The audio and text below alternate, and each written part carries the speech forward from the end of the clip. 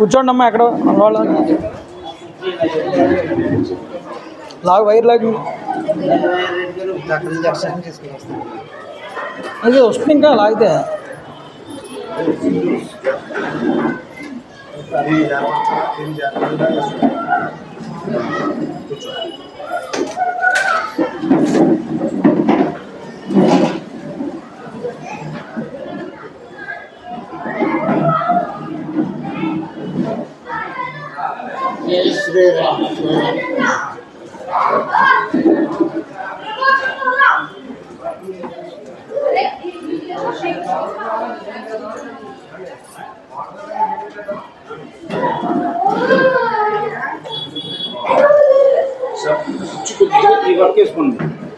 కొద్దిగా కొద్దిగా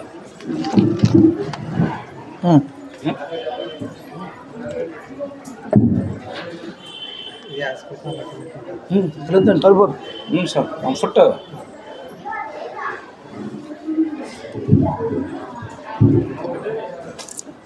తరం విష్ణుం శశివర్ణం చతుర్భుజం ప్రసన్నవదనం ధ్యాయేత్ సర్వవిఘ్నోపశాంతయే మాలాంగుండీంచడవరం శూలం శంఖం సుదర్శనం దదానం భక్తవరదం దత్తాత్రేయం నమామ్యహం కాషాయ వస్త్రం కరదండధారిణం కమండులం పద్మకరేణ శంఖం చక్రం గదాభూషితభూషణాఢ్యం శ్రీపాదరాజం శరణం ప్రపద్యే అభ్రశ్యామ పింగజటాబద్ధకళాపప్రాంసుర్దండీ కృష్ణమృగత్వక్పరిధానః సర్వాల్లోకాన్ భావయాన కవిముఖ్య పారాశర్యః పర్వసురూపం వివృణోతు ఛాయాయాం పారిజాతస్య హేమసింహాసనోపరి ఆసీనమంబుజశ్యామం ఆయదాక్షమలంకృతం చంద్రాననం చతుర్బాహుం శ్రీవత్సాంగితవక్షసం రుక్మిణీ సత్యభామాభ్యాం సహితం కృష్ణమాశ్రయే సదాశివసమారంభాం శంకరాచార్యమధ్యమాం అస్మదాచార్యపర్యంతాం వందే గురుపరంపరాం వైదేహీ సహితం సురద్రుమదలే హైమే మహామండపే మధ్యే పుష్పకమాసనే మణిమయే వీరాసనే సుస్థితం అగ్రే వాజయతి ప్రభంజనసుతే తత్వం మునిభ్యః పరం వ్యాఖ్యాంతం భరతాదిభిః పరివృతం రామం భజే శ్యామలం రామం రామానుజం సీతం భరతం భరతానుజం సుగ్రీవం వాయుసూనూంచ ప్రణమామి పునః పునః విమలపటి కమలకుటి పుస్తక రుద్రాక్షసస్తహస్తపుటి కామాక్షి పక్ష్మలాక్షి కలిత విపంచి విభాసి వైరించి మనోజవం మారుతతుల్యవేగం జితేంద్రియం బుద్ధిమతాం వరిష్టం వాతాత్మజం వానరయూధముఖ్యం శ్రీరామదూతం శిరసా నమామి. హరి ఓం. పరమేశ్వర స్వరూపమైన సభకు నమస్కారం. సభాయే నమః. శ్రీనాథ రత్నశిల్పి వడయార్ గారి యొక్క పటానికి పూలమాలాంకృతం చేయవలసిందిగా కమిటీ వారిని కోరుతున్నాను. దండ వేయండి.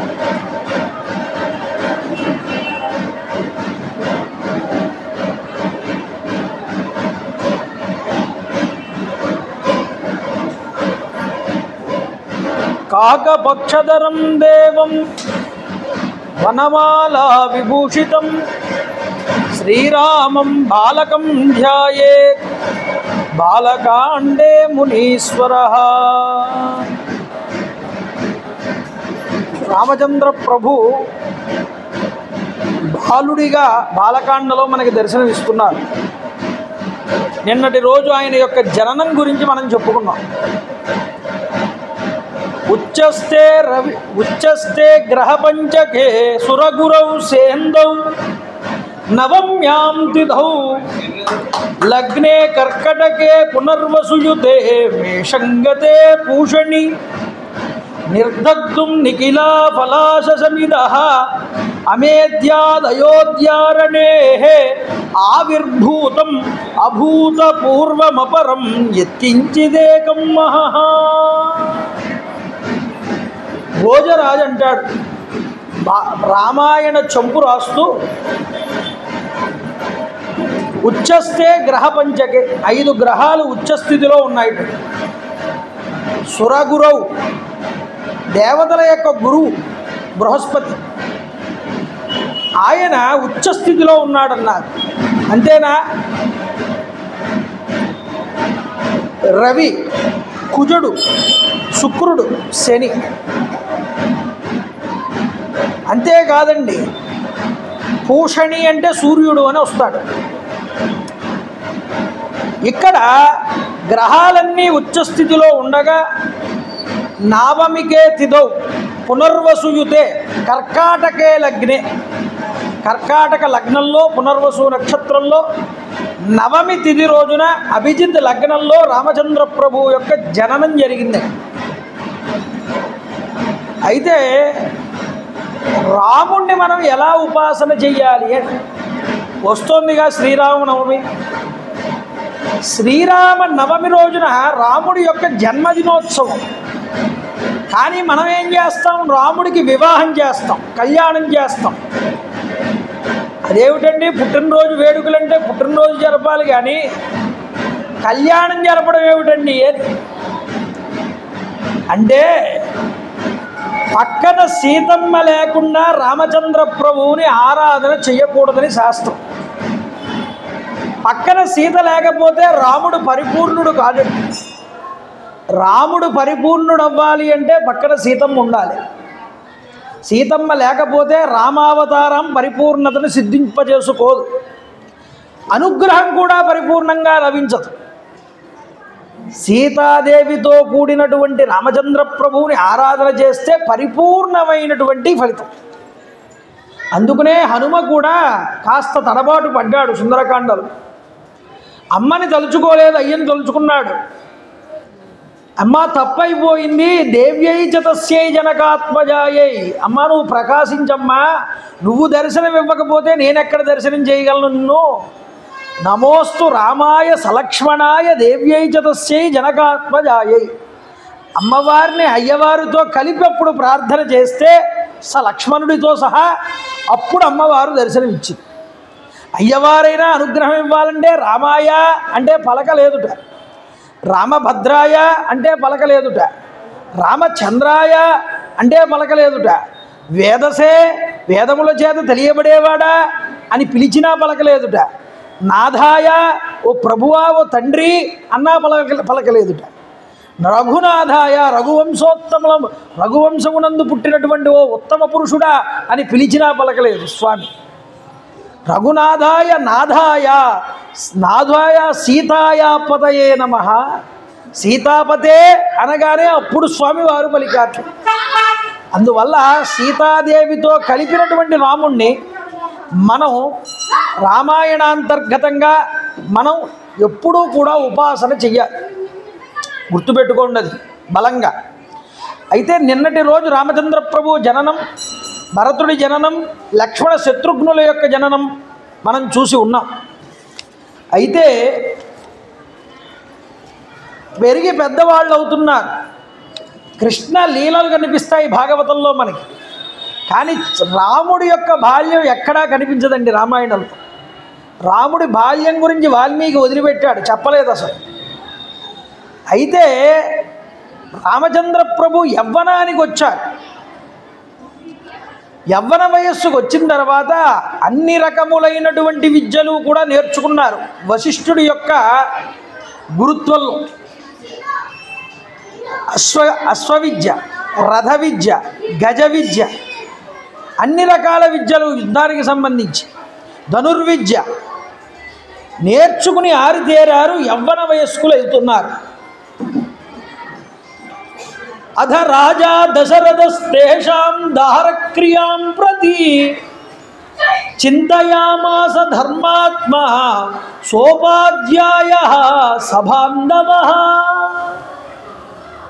దశరథ మహారాజు గారు ఒకరోజు చింతన చేశారు. ఆయన సభలో కూర్చుని మంత్రులందరినీ సమావేశపరుస్తూ ఏమంటున్నారు అంటే, నా కుమారులు వివాహ వయస్కులు అయ్యారు, వాళ్ళకి తగినైనటువంటి ఈడైన జోడైనటువంటి కన్యల్ని నేను వెతికి వివాహం చెయ్యాలి అనే సంకల్పం రాజుగారికి కలిగింది. నిన్నటి రోజు పాయస ప్రధానం గురించి చెప్పాను మీ అందరికీ. అయితే ఇందులో ఏం చేశాడు అంటే, పెద్ద భార్య కౌసల్య కాబట్టి ఆవిడికి 5 భాగాలు ఇచ్చాడు. చిన్న భార్య కేకేయికి 3 భాగాలు ఇచ్చాడు.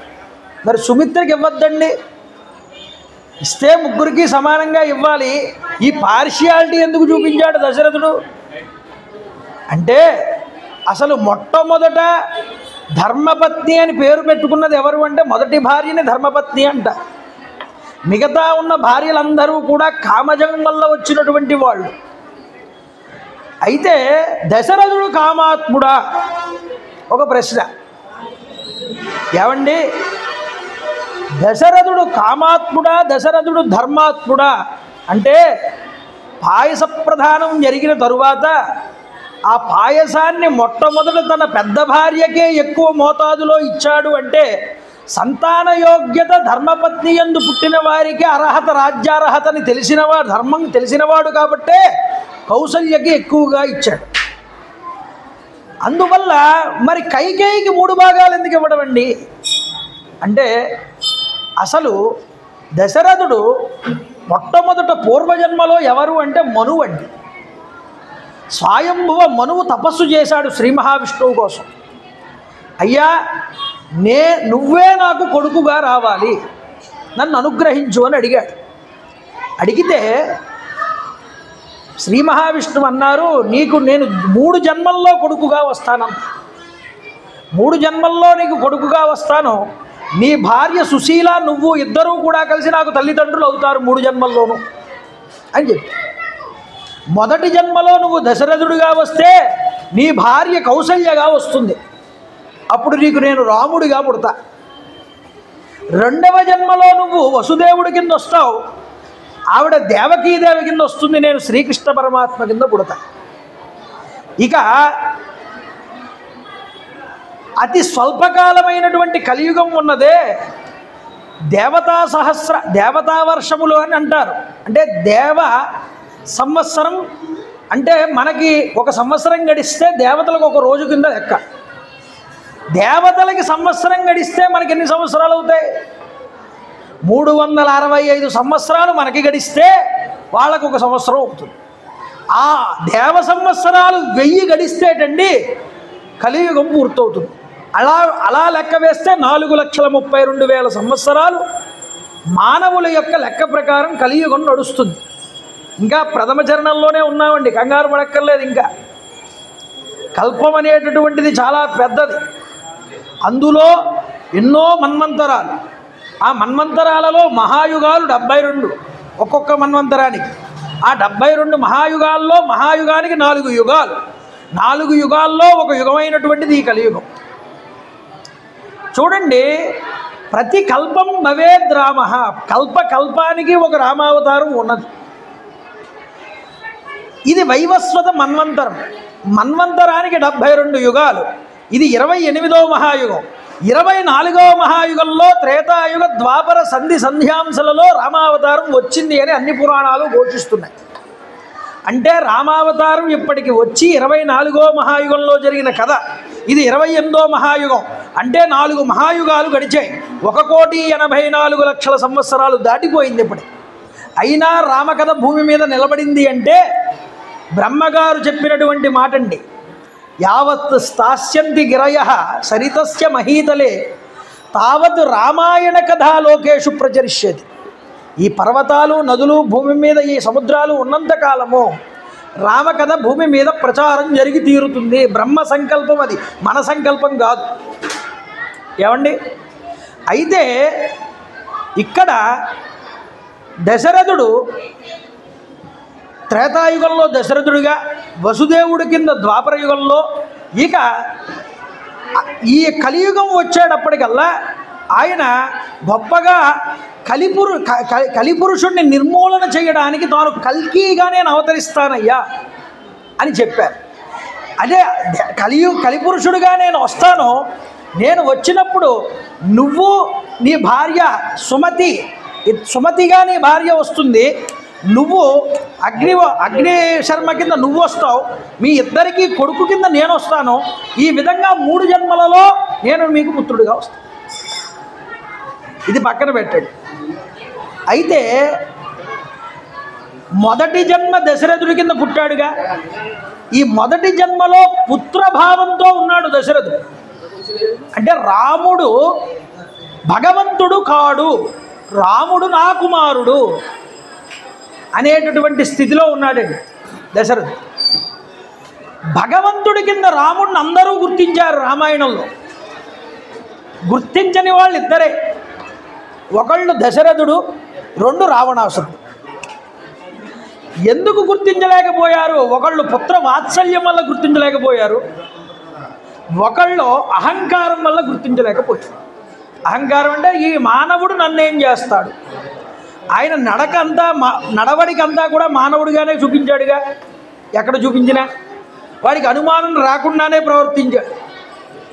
ఆయనకు అనుమానం రాకుండానే ఆయన తపస్సు చేశాడు, గురువుల్ని శుశ్రూష చేశాడు, తాను స్వయంగా శక్తి సంపాదించుకున్నాడు రామచంద్ర ప్రభు. ఆ సంపాదించుకున్న శక్తితోనే రావణాసురుడిని సంహారం చేశాడు. అందువల్ల ఎక్కడా రామచంద్ర ప్రభు కూడా నేను దేవుడిని చెప్పుకోలేదు. దశరథుడు నా కొడుకే అనుకున్నాడు, రావణాసురుడేమో మానవుడు అనుకున్నాడు. కానీ తన తమ్ముళ్ళైనటువంటి మిగతా భరత శత్రుఘ్నులకి లక్ష్మణుడికి రాముడు మహాపురుషుడు అన్న విషయం తెలుసు. సీతమ్మ తల్లికి తెలుసు, దేవతలకి తెలుసు, ఋషులకి తెలుసు. ఏమండి, అందరూ కూడా రాముడు పరమాత్మే అని అనుకున్నారు.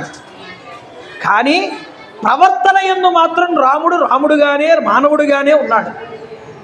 కానీ ఈ యొక్క భావం పుత్రవాత్సల్యం అనేది అజ్ఞానానికి కారణమయ్యింది. భగవంతుడిని గుర్తించలేకపోవడం వల్ల ఏమైంది? మళ్ళీ తర్వాత జన్మ అనేటటువంటిది ఉన్నది. మరి తర్వాత జన్మ ఉన్నది కాబట్టి ఆ అజ్ఞానంలో ఉంచాడు రామచంద్ర ప్రభు తండ్రిని. మరి జన్మ ఎత్తాలి, మరి ఆయన భగవంతుడిని గుర్తిస్తే ఇంక జన్మ ఉండదు. అలా జన్మ లేకపోతే మళ్ళీ వసుదేవుడి కింద రాడు ఆయన. అర్థమవుతోందండి. అందువల్ల కాస్త ద్వాపరయుగంలోకి వచ్చేటప్పటికి వసుదేవుడి కింద పుట్టేటప్పటికి కాస్త జ్ఞానము కాస్త అజ్ఞానము 2 కలిశాయి. ఇక కలియుగంలోకి వచ్చేటప్పటికి పూర్తిగా జ్ఞానమేనండి. ఇక తర్వాత జన్మ లేదు కాబట్టి ఈ విధంగా అనుగ్రహించాడు శ్రీ మహావిష్ణువు దశరథుడిని, ఆ మనువుని. అలాంటి దశరథుడికి వివాహం జరిగిన తర్వాత కౌసల్యతో చాలా సంవత్సరాల వరకు మళ్ళీ వివాహం చేసుకోలేదు. సంతానం కలగలేదు. ఆయన కలగకపోవడం వల్ల ధర్మ సంతానం పొందడం కోసమని కౌసల్య అనుజ్ఞ తీసుకుని సుమిత్రాదేవిని మగధ దేశపు యొక్క రాజు కూతురైనటువంటి సుమిత్రని వివాహం చేసుకున్నాడు. సుమిత్ర వివాహం చేసుకున్నాక చాలా కాలం ఎదురు చూశాడు, కానీ అప్పటికి కూడా మళ్ళీ సంతానం కలగలేదు. కేకేయ మహారాజు కూతురైనటువంటి కైకేయిని వివాహం చేసుకోవాల్సి వచ్చింది. కానీ ఆవిడ కాస్త యవ్వనివత, వీళ్ళందరికన్నా కాస్త చిన్నది కదా, అందులోనూ కాస్త అందగత్తె. చిన్న భార్య మీద కాస్త ప్రేమ ఎక్కువ అయ్యింది. ఏమండి, అలా ఒకళ్ళ మీద ప్రేమ ఒకళ్ళ మీద ప్రేమ ఉండకపోవడం ఉంటుందా అంటే, ఆయన ముగ్గురు సమానమే. అయినా చివరి భార్య చిన్నది కాబట్టి, ఆవిడ అందగత్తె కాబట్టి కాస్త ఆవిడ మీద కామభావం ఎక్కువగానే ఉంచుకున్నాడు. కానీ అది ధర్మంలోకి ఇమిడిందా లేదా అన్నది ప్రశ్న. అందుకనే భగవంతుడు శ్రీకృష్ణుడు అంటాడు భగవద్గీతలో, ధర్మమైనటువంటి కామము కూడా ఏదైతే ఉందో అది దోషము కాదు, అది ధర్మమే. అంటే ధర్మంగా నువ్వు భార్యను వివాహం చేసుకుని ఆవిడ మీద కామాన్ని ప్రేమని పెంచుకోవడం తప్పేమీ కాదయ్యా. అలా పెంచుకున్నాడు, ఇష్టం పెట్టుకున్నాడు, కానీ తను ధర్మాన్ని ఎప్పుడూ మీరలేదు. కాబట్టే కౌసల్యకి ఎక్కువ భాగం ఇచ్చాడు. అర్థమవుతుందా? అందువల్ల ఆయనకి వివాహం అయ్యి పిల్లలు పుట్టారు, పెద్దవాళ్ళు అవుతున్నారు, వాళ్ళకి వివాహ యోగ్యత కలిగింది. ఇక మంచి వివాహం చేయాలి పిల్లల్ని చూసి అని అనుకుంటూ ఉండగా సభలో విశ్వామిత్ర మహర్షి వారు వస్తున్నారు సభ దగ్గరికి. భటులు చూసి కంగారు పడిపోయి పరిగెత్తుకుంటూ వచ్చి దశరథుడికి చెప్పారు. దశరథుడంతటి వారు కూడా గమ్ముని లేచి వేగంగా వశిష్ఠ వామదేవ జాబాలి ప్రభుతులందరినీ కూడా ముందర పెట్టుకుని వేగంగా ఆయన్ని ఎదురేగి లోపలికి ఆహ్వానించడానికి వెళ్ళాడు. ఎలా ఉన్నట్ట ఈ యొక్క విశ్వామిత్రులు తం దృష్ట్వా జ్వలితం దీప్తం తాపసం సంసితవ్రతం, తపస్సు చేత తేజోమూర్తిగా వెలిగిపోతున్నట్టు విశ్వామిత్రుడు. ఎరుపెక్కిన కళ్ళతో త్రిపుండ్రములతో జటలతో భాసిల్లుతున్నాడు తేజోమూర్తిలాగా. ఆనందచికితుడయ్యాడు, కంగారు పడ్డాడు దశరథుడు. మహానుభావుడు కోపం ఎక్కువ ఈయన కోపానికి మనం గురి అవ్వకూడదు. పైకి ఆనందంగా కనిపిస్తున్నా లోపల ఎక్కడో భయం ఉన్నది కాస్త. ఒక కవి అంటాడు, ధరణీసుంగద గాదిపుత్రుడు. ధరణీసుడు అంటే దశరథుడు, భూమిని పాలించేవాడు అని. ఆయన్ని చూడడానికి గాదిపుత్రుడు వచ్చాడన్నారు. గాదిపుత్రుడు అంటే గాది అంటే విశ్వామిత్రుడి యొక్క తండ్రి పేరు గాది. ధరణీసుంగన గాదిపుత్రుడు సముద్యత్ పుణ్యగాత్రుండు భాసుర చారిత్రుడు సర్వ సంయమి జన స్తోత్రైక పాత్రుండు సుస్థిర సంపూర్ణ తప పవిత్రుడు ఊరు సందీప్త ప్రభామిత్రుడు అద్వర సంపూజిత వేదిహోత్రుడకు విశ్వామిత్రుడే తెంచినన్. అంతటి గొప్పవాడండి. అలాంటి గొప్పవాడైనటువంటి విశ్వామిత్ర మహర్షి వారు అక్కడికి వస్తుంటూ ఉంటే ఆనందించాడు, లోపలికి ఆహ్వానించాడు, అర్ఘ్యపాద్యాదులు ఇచ్చాడు, కూర్చోబెట్టాడు, కుశల ప్రశ్నలన్నీ కూడా అడిగాడు. చూడండి, శకున శాస్త్రం ఒక మాట చెప్పింది. ఏమని అంటే అవ్యాక్షేపో భవిష్యాంత్యాః కార్యసిద్ధేర్హి లక్షణం అని. ఏదైనా ఒక మంచి విషయం గురించి చర్చించుకుంటున్నప్పుడు ఆ చర్చించుకుంటున్నటువంటి సభలోకి ఎవరైనా గొప్పవాళ్ళు కనుక ప్రవేశిస్తే ఆ సంకల్పం అనేటటువంటిది అప్పుడు మనం చర్చించుకుంటున్న సంకల్పం ఏదైతే ఉన్నదో ఆ సంకల్పం వెంటనే జరిగి తీరుతుందన్న. ఇది శుభశకునం అని. అంటే ఒక మంచి సంకల్పం మనం చేసినప్పుడు అక్కడికి పెద్దవాళ్ళు సడన్గా ఒకసారి అక్కడికి వచ్చారు అంటే ఆ పని వెంటనే జరిగిపోతుందని అర్థం. ఇప్పుడు రాముడికి వివాహం జరగాలని సంకల్పం చేసిన దశరథుడికి అక్కడికి విశ్వామిత్రుడి రాక చాలా శుభసూచకం. శకున శాస్త్రం ఇది చెప్పింది. విశ్వామిత్రుడు వచ్చాడు, అడిగాడు విశ్వామిత్రుడు దశరథుడిని ఏమని, పురే కోశే జనపదే బాంధవేషు సుహృత్సుజ కుశలం కౌశుకో రాజ్ఞ పర్యపృచ్ఛత్ సుధార్మిక. నీ పురం, నీ పట్టణం, నీ కోశం, ధనాగారం, నీ సైన్యం, నీ ప్రజలు అందరూ బాగున్నారా నాయనా? దశరథ, ధర్మయుక్తంగా రాజ్యాన్ని పరిపాలిస్తున్నావా? నీ పెద్దల యొక్క పేరు ప్రతిష్టలు నిలబెడుతున్నావా? ఇవన్నీ అడిగాడు. చూడండి, దశరథుణ్ణి పలకరించిన తరువాత ఇటువైపు తిరిగి వశిష్ఠుణ్ణి పలకరించాడు. వశిష్ఠుడికి ఈయనకి పడదు మొదటి నుంచి కూడా. కానీ ఈయన బ్రహ్మర్షి అయిన తర్వాత ఈ కోపం అంతా పోయింది. ఎప్పుడు పైకి మాత్రం ఆ గాంభీర్యతని మాత్రం ఉంచాడు. వశిష్ఠుడిని పలకరించాడు, మిగతా ఋషులందరినీ కూడా పలకరించాడు. కూర్చున్నా నమస్కారం చేసి దశరథ మహారాజు గారు, అయ్యా, యథా అమృతస్య సంప్రాప్తి యథా వర్ష మసూదకే, అమృతం దొరికిన వాడు ఎంత ఆనందపడతాడో, బీడెత్తిపోయినటువంటి నేల మీద వర్షం కనుక పడి వాడికి రైతుకి వర్షం కనుక పడితే ఆ పంట పొలంలో వాడెంత ఆనందపడతాడో, దాహార్తితో ఉన్నవాడికి మంచినీరు దొరికితే వాడెంత ఆనందపడతాడో, గంగాజలం దొరికితే. అంతేకాదయ్యా మహానుభావ, వివాహం కానివాడికి వివాహం జరిగితే మంచి సుందరమైనటువంటి స్త్రీ వల్ల, పుత్రులు లేని వారికి పుత్రులు కలిగితే వాళ్ళకి ఎంత ఆనందం కలుగుతుందో నీ రాక వల్ల నాకంత ఆనందం కలిగింది. అక్కడతో ఊరుకోవచ్చు కదండి. దశరథుడు ఇంకా మాటలు పెంచాడు, కంగారు పడుతున్నాడు. ఈయన ఏదైనా అంటాడా, నన్ను ఏం అనకూడదు, మా రాజ్యానికి ఇబ్బంది కలగకూడదు, ఈయన కోపానికి నేను గురవ్వకూడదు. అద్యమే సఫలం జన్మ జీవితంచ సుజీవితం, నా జీవితం సఫలమైంది మీ రాక వల్ల. పూర్వం రాజర్షి శబ్దేన తపస జ్యోతి తత్ప్రభ, పూర్వం రాజర్షిగా ఉండి తర్వాత బ్రహ్మర్షి పదవిని అలంకరించినటువంటి వారు. అలా అందరూ చెయ్యలేరు. మీరు విశ్వామిత్రుడి కథ వచ్చినప్పుడు ఇంద్రుడు గారి అసలు రాజర్షిలా బ్రహ్మర్షి ఎలా అయ్యాడయ్యా? రాజు కింద పుట్టి బ్రాహ్మణత్వాన్ని పొందాట విశ్వామిత్రుడు. ఇది ఎంత గొప్ప విషయం అండి, సాధారణ విషయం కాదు. విశ్వామిత్రుడు అలా పొందాడు కాబట్టి నువ్వు సామాన్యమైన వాడివి కాదయ్యా, నువ్వు పాత్రుడివి అన్న. పాత్రుడు అంటే అర్థం ఏమిటండి? అంటే ఎవరికైనా ఒక దానం చేశామనుకోండి, ఆ దానం పుచ్చుకున్నవాడు దానికి అర్హుడా కాదా ఇది చూడాలి. అర్హతని బట్టి దానం చేయవయ్యా అని చెప్పింది శాస్త్రం. మహానుభావ, మీకు అందరికీ అర్థమవుతుందన్నమాట. మహానుభావ, నువ్వు దానం పుచ్చుకోవడానికి అన్ని విధాలా అర్హుడివి. ఎందుకని? నీకు ధన సంపాదన మీద కానీ డబ్బు మీద కానీ ఆశ లేదు. లోక ఉపకారం కోసం నువ్వు బ్రతుకుతున్నావు.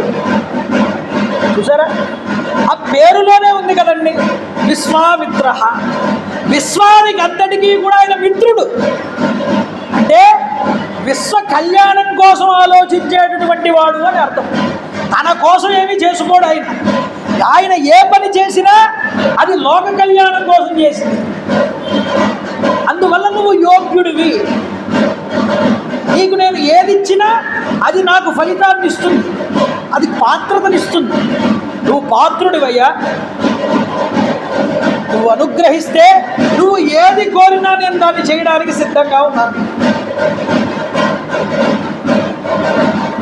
ఏది ఆశించి వచ్చావు, ఏం కావాలి, ఏ కార్య నిమిత్తం నువ్వు ఇక్కడికి వచ్చావో చెప్పు, నేను సిద్ధంగా ఉన్నాను. పోనీ అక్కడతో వదిలేడా? ఇంకా అంటున్నాడు చూడండి, మమ ఛాయామను ప్రోక్తో మహాన్ అభ్యుదయో ద్విజ తమాగమ నజకృష్ణో ధర్మశ్చ అనుత్తమో మమ. అయ్యా మహానుభావ, గృహస్థుడినైనటువంటి నాకు మీరు దైవ సమానులు, దైవంతో సమానులు. ఎందుకని? మామూలుగా ఇంటికి భోజనం చేసేటప్పుడు, ఇంట్లో ఉన్నప్పుడు ఎవరైనా ఇంటికి వస్తే అతిథి కింద ఆయన్ని మనం దైవం కింద చూస్తాం, అవునా కదండి? అతిథి కిల పూజార్హ. అతిథి అనేటటువంటి వాడు పూజకి అర్హుడు. అలాంటిది నువ్వు అతిథిగా వచ్చావు. నువ్వేమైనా సామాన్యుడివి అంటే సామాన్యుడివి కాదు, నువ్వు బ్రహ్మర్షివి. అలాంటిది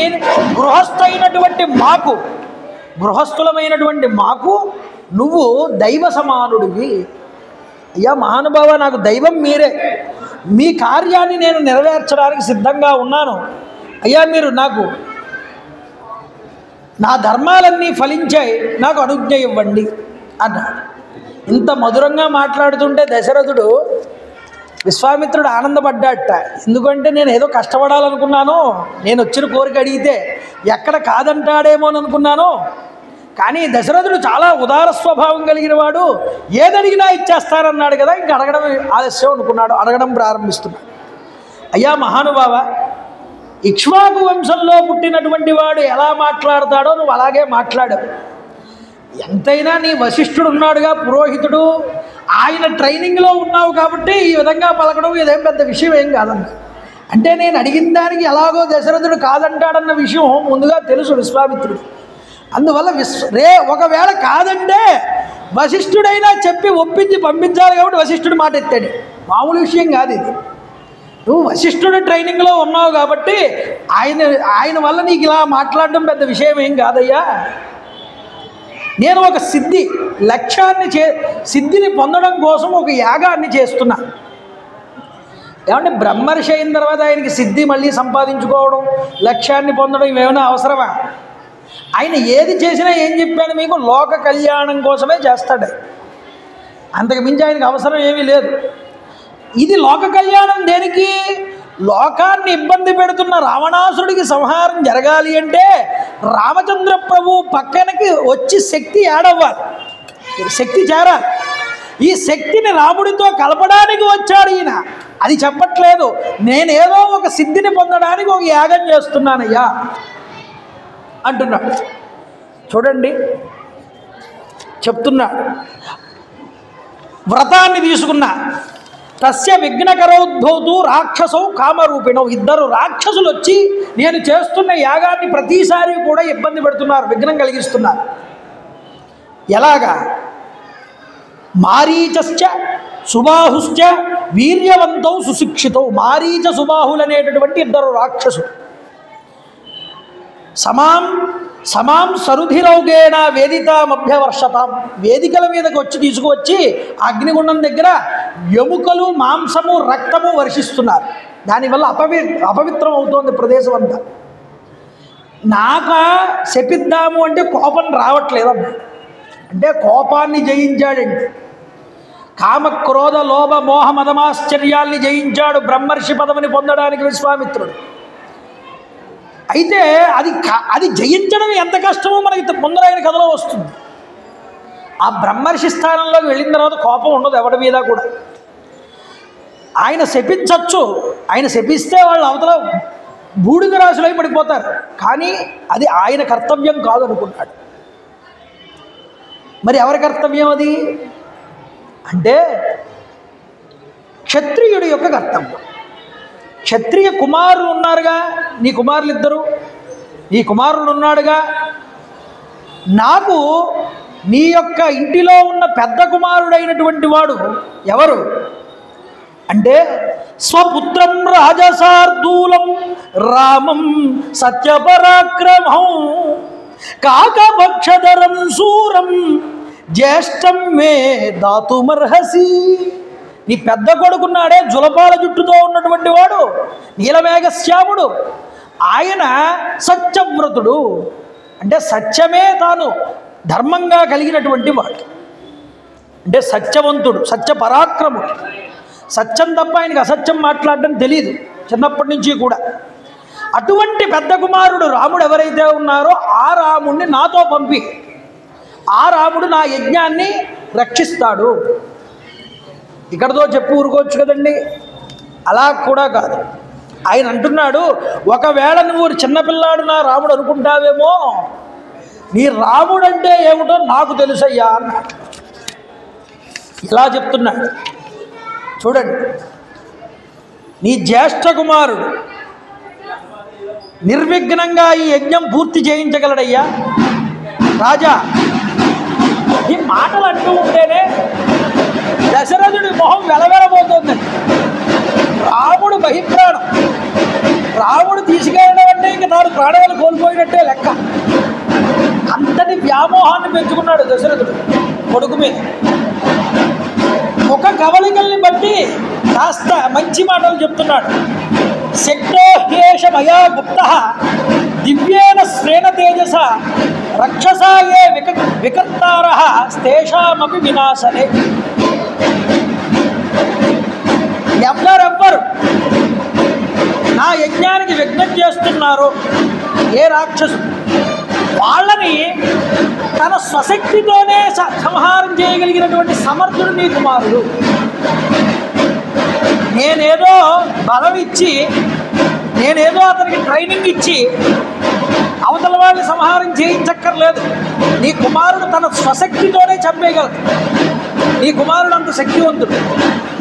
అయ్యా పైపెచ్చు నా చేత రక్షించబడుతూ ఉంటాడు, నేను పక్కన ఉంటా, నీకు ఇంకెందుకు ఇబ్బంది? నేను పక్కన లేకపోతే నువ్వు ఆలోచించాలి. నేను ఉంటానుగా పక్కన, నా చేత రక్షించబడేవాడన్నా. దశరథుడి భయం పోగొట్టాలి. ఇంకా చెప్తున్నాడు ఏమని? శ్రేయోశ్చాస్మై ప్రధాస్యామి బహురూపం న సంశయః. నీ కుమారుడికి చాలా శ్రేయస్సు కలుగుతుంది అన్న నాతో పంపడం వల్ల. ఏమిటా శ్రేయస్సు? శ్రేయస్సు కలుగుతుంది నీ కుమారుడిని నాతో పంపడం వల్ల అంటే ఇందులో ధ్వని కనిపిస్తోంది మనకి. ఏమిటా ధ్వని అంటే, నేను మహేశ్వరుడి చేత పొందినటువంటి ధనుర్విద్యనంతటినీ నీ కుమారుడికి నేను ఇస్తా, దానివల్ల నీ కుమారుడిని ఎదిరించగలిగినటువంటి మొనగాడు ఈ భూమి మీద ఉన్నాడు. ఇది శ్రేయస్సు కాదుట. అసలు శ్రేయస్సు ఏమిటంటే, నువ్వు ఇప్పుడు సంకల్పం చేసావుగా నీ కుమారులకి వివాహం చేద్దామని, నువ్వు చేద్దామనుకుంటున్నటువంటి వివాహానికి జగన్మాత భూజాత సకల సద్గుణోపేత సీతామాతను తీసుకొచ్చి నీ రాముడితో కలిపి వివాహం చేయించడం కోసం నేను మీ కొడుకు చేస్తున్నటువంటి శ్రేయస్సు. ఇది చెప్పడం నిగూఢార్థం ఇది. అయితే రాజా భయపడపోకయ్యా, భయపడుతున్నావేమో కుమారుణ్ణి పంపడానికి. నీ కుమారుడు ఎవరో నాకు తెలుసు, నీకు తెలియదు, అందువల్ల నువ్వు భయపడుతున్నావు. అహం వేద్మి మహాత్మానం రామం సత్యపరాక్రమం. నీ కుమారుడు అంటే ఏమిటో నాకు తెలుసయ్యా. నాకే కాదు, నాకు ఒక్కడికే తెలుసు అనుకుంటున్నావేమో. పక్కన నీ యొక్క వశిష్ఠుడు ఉన్నాడు, పురోహితుడు, నీ వశిష్ఠున్నాడు. వశిష్ఠోపి మహాతేజ ఏ చేమే తపసి స్థిత.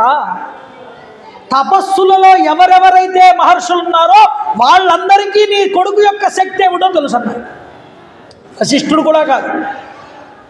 అంటే రమయతీతి రామ. ఏ యోగులైతే నిరంతరము తన మనసుల్లో రమింపజేసుకుంటూ ఉంటారో ఆ రామ శబ్దమే, ఆ రాముడే నీ కొడుకు. ఇది చెప్పడం ఇండైరెక్ట్గానండి, డైరెక్ట్గా కాదు. చూడండి, ఇక్కడ నీ కుమారుడంటే ఎలాంటి వాడయ్యా? దశరథ.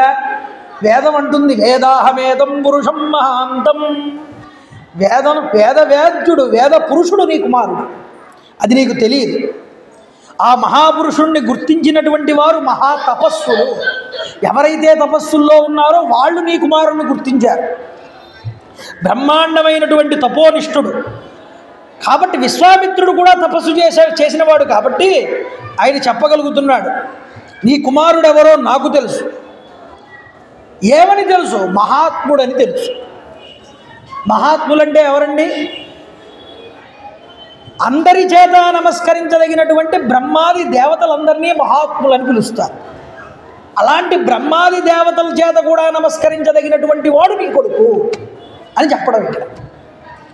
అయినా ఇంత చెప్పినా తన కుమారుడు చాలా చిన్నవాడు, వాడికి ఇంకా ముక్కుపచ్చలు ఆరలేదు, వాడు ఎవరితో యుద్ధం చేసి ఎరగడు, ఈ భావంలోనే ఉన్నాడండి దశరథుడు.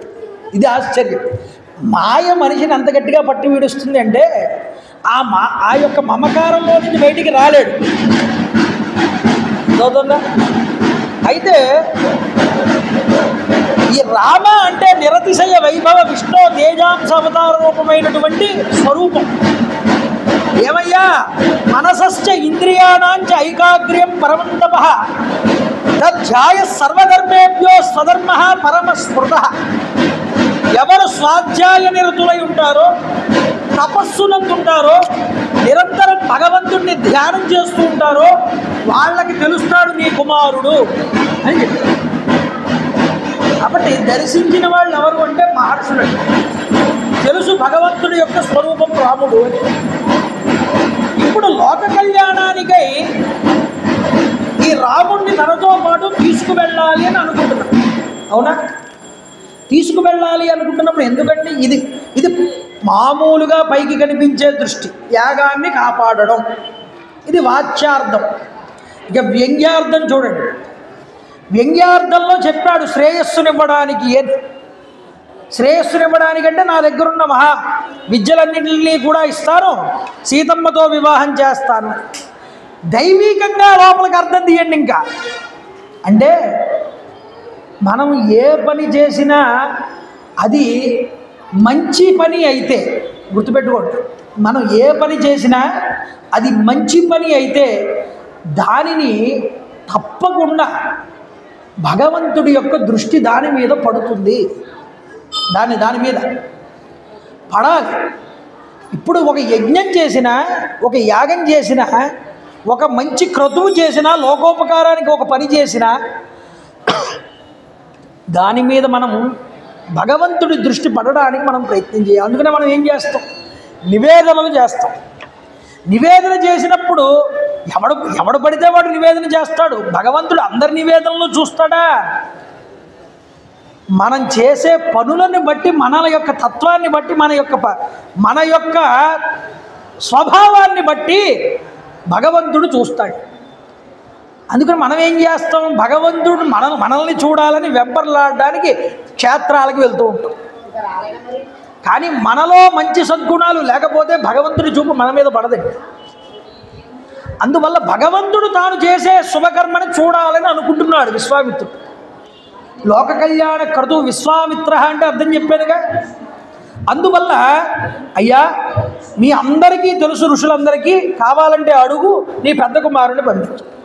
నమస్కారం చేశాడు. కళ్ళంపట నీళ్లు గారిపోతున్నాయి అప్పటికే దశరథుడికి. అయ్యా, ఊన షోడశ వర్షో మే రామో రాజీవలోచన న యుద్ధ యోగ్యత అస్య పశ్యామి సహ రాక్షసై. 16 ఏళ్ళు కూడా ఇంకా నిండలేదు నా కుమారుడికి, రాముడికి. ఉదయం లేవలేడు, గమ్ముని పెందరాళే లమ్మంటే. సూర్యాస్తమయం అవగానే కళ్ళు రెప్పబడిపోతూ ఉంటుంది. పట్టు పాన్పుల మీద హాయిగా తల్పముల మీద నిద్రిస్తూ సుఖాన్ని అనుభవిస్తున్నటువంటి యవ్వన ప్రాయం. ఈ రాక్షసులు, ఈ యుద్ధాలు ఇంకా తెలియని వాడయ్యా. అయ్యా మహానుభావ, అందున యుద్ధం అంటే ఏదో మానవులతో అయితే అనుకోవచ్చు, కానీ రాక్షసులతోట. స్వామి, మీకు కావలసింది యజ్ఞం పూర్తవడమే అయితే కనుక, కావాలంటే మీ యజ్ఞాన్ని పూర్తి చేయించడానికి నేను అక్షౌహిణీ సైన్యంతో నేను వస్తానన్నా. చూడండి, ఆయనకి కావాల్సింది ఎవరు? రాముడు. ఈయన వస్తే ఏమిటి ప్రయోజనం? అహం అక్షౌహిణీ సేన, నాకు అక్షౌహిణీ సైన్యం ఉంది, మీరు అనండి, నేను అక్షౌహిణీ సేనతో వచ్చేస్తాను, మీతో యుద్ధం చేసి ఆ మారీచ సుబాహుల్ని నిర్జిస్తానన్నాడు. అయితే స్వామి, అసలు ఈ మారీచ సుబాహులు అనేవాళ్ళు ఎవరు? వాళ్ళ గురించి చెప్పండి అన్నాడు. కాస్త భయపెట్టాలి, లేకపోతే లొంగడు.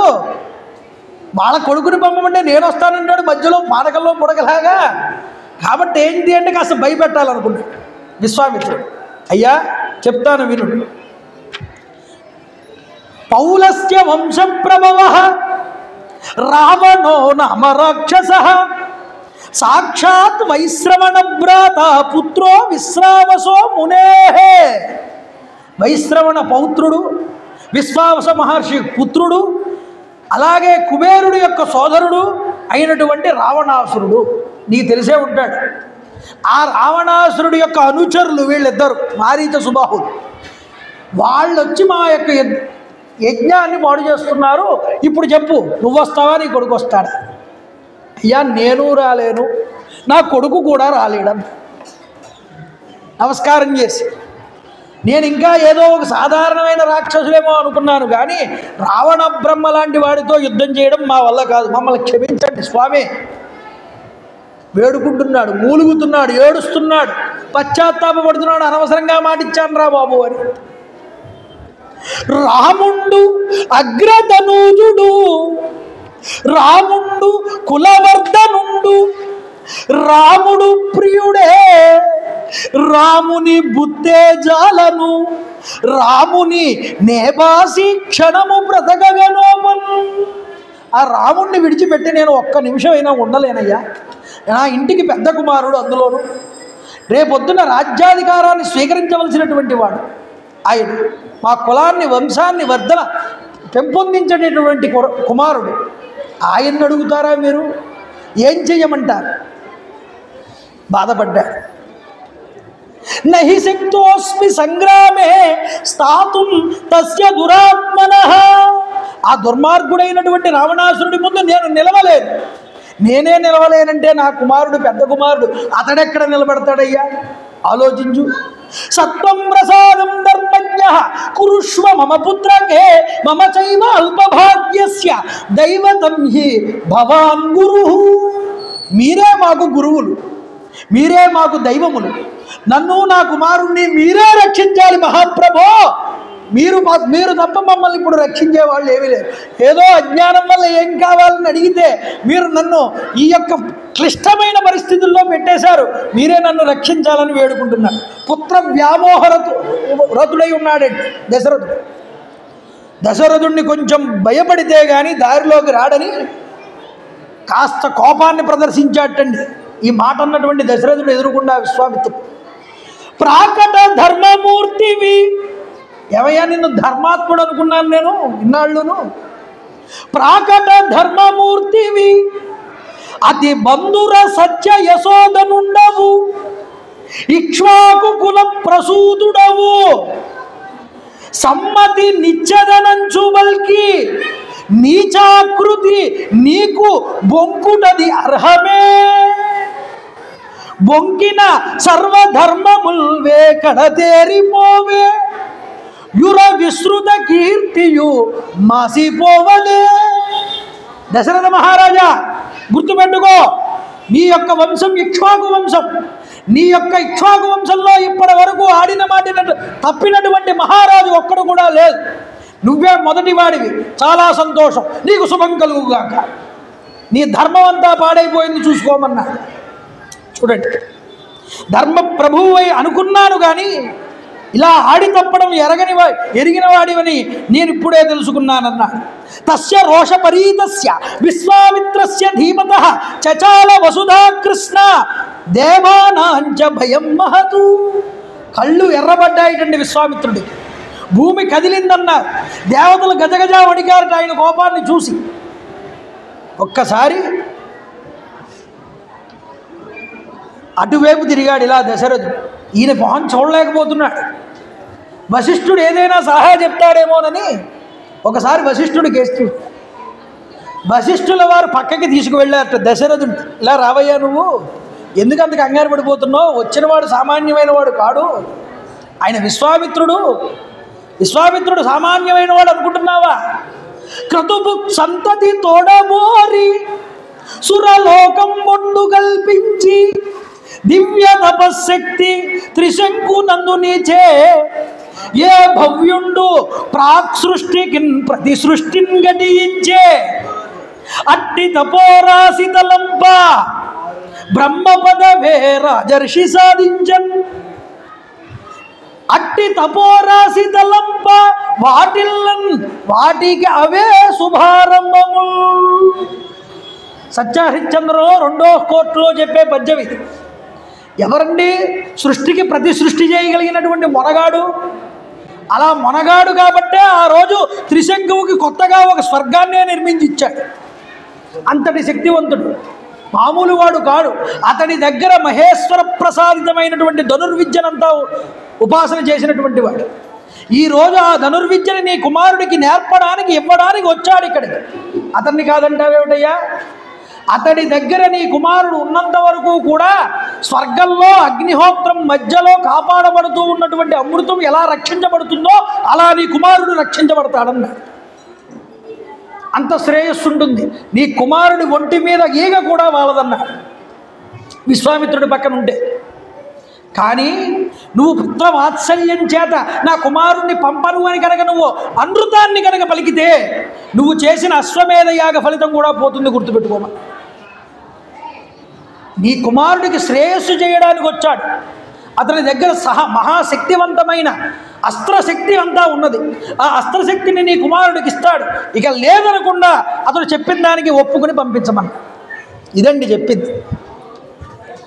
చూడండి, ఒక్కసారి రామచంద్ర ప్రభువుని పిలిపించాడు. కౌసల్యా మందిరంలో ఉన్నాడండి రామచంద్ర ప్రభు. దశరథుడు వెంటనే అంగీకరించాడు.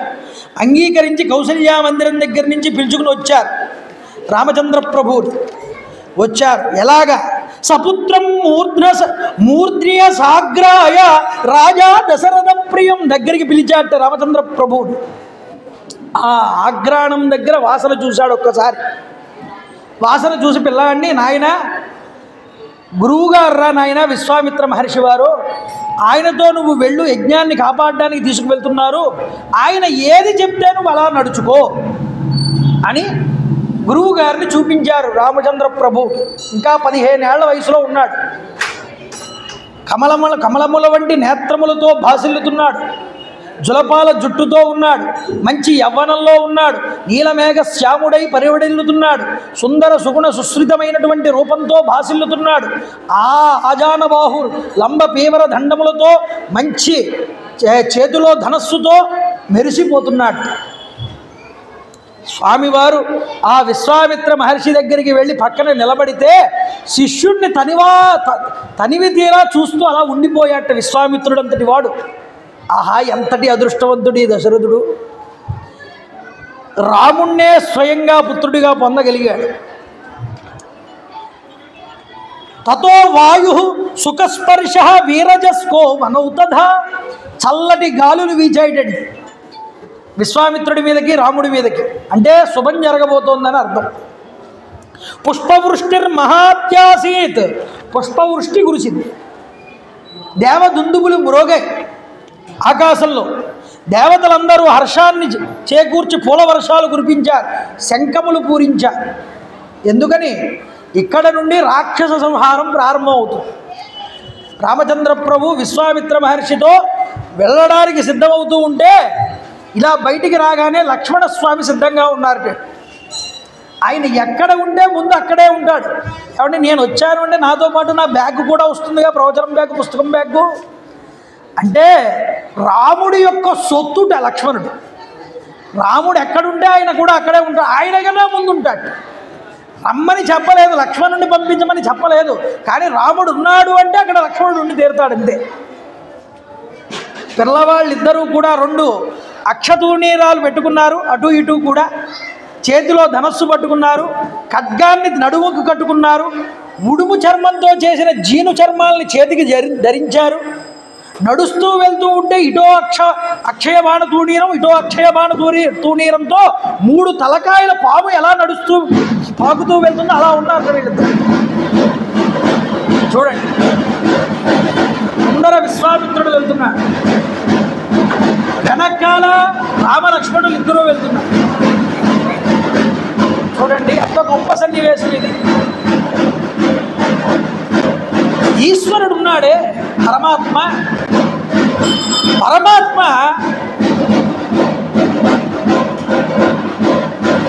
భక్తుడిని ఎప్పుడూ కూడా అనుసరిస్తాడు. ఇక్కడ గురువు శిష్యుడు ఎలాగా? వాక్యార్థం. దాన్ని ప్రతిధ్వనిలో చూడండి, అంటే వ్యంగ్యంగా చూడండి. కావ్యం అంటే అదేగా.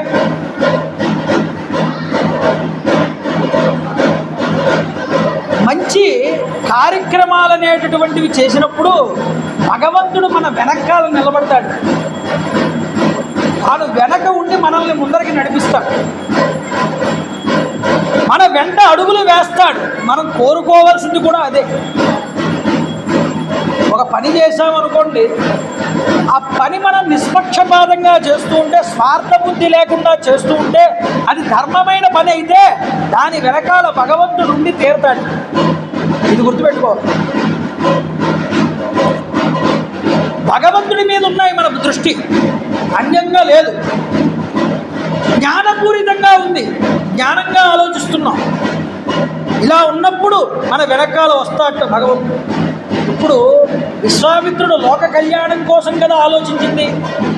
లోక కళ్యాణం కోసం ఆలోచించిన విశ్వామిత్రుడు రాముడు వెనకాల వస్తున్నాడు అంటే భగవంతుడు తన వెనకాల ఉంచుకుని నడుస్తున్నాడు తాను అని అర్థం. అందువల్ల మనం ఒక మంచి కార్యక్రమం చేసినప్పుడు భగవంతుడు ఎప్పుడూ మన వెనకాల ఉంటాడు. ఇది గుర్తుపెట్టుకో. మనలో ఎప్పుడూ ఆ స్వార్థ బుద్ధి రానంత వరకు, మనం చేస్తున్నది ఒక మంచి పని అని మనకు అనిపించినంత వరకు దాని వెనకాల భగవంతుడి యొక్క అనుగ్రహం ఉండి తీరుతుంది. అంతేకాదండి, ఉత్సవాలు చేస్తాం కదా మనం. ఉత్సవాలు దేనికి చేయడం? భగవంతుడికి. మనం రోజు దేవాలయానికి వెళ్ళి దర్శనం చేస్తాం భగవంతుడిని దర్శనం చేయడం ఒక ఎత్తు. మనం గరుడోత్సవం అంటాం, లేకపోతే వృషభోత్సవం అంటాం, లేకపోతే వాహన సేవలన్నీ చేసి వాహనాల మీద దేవుణ్ణి కూర్చోబెట్టి ఊరేగింపు చేస్తాం. ఇవన్నీ ఉత్సవాలు దేనికి? రికార్డింగ్ డ్యాన్సులు కానీ మాత్రం అనకండి, ఇదంతా ఈ లోకం అలా ఉంది ఇప్పుడు ప్రస్తుత కాలంలో. ఉత్సవం దేనికండి? భగవంతుడి ఉత్సవం.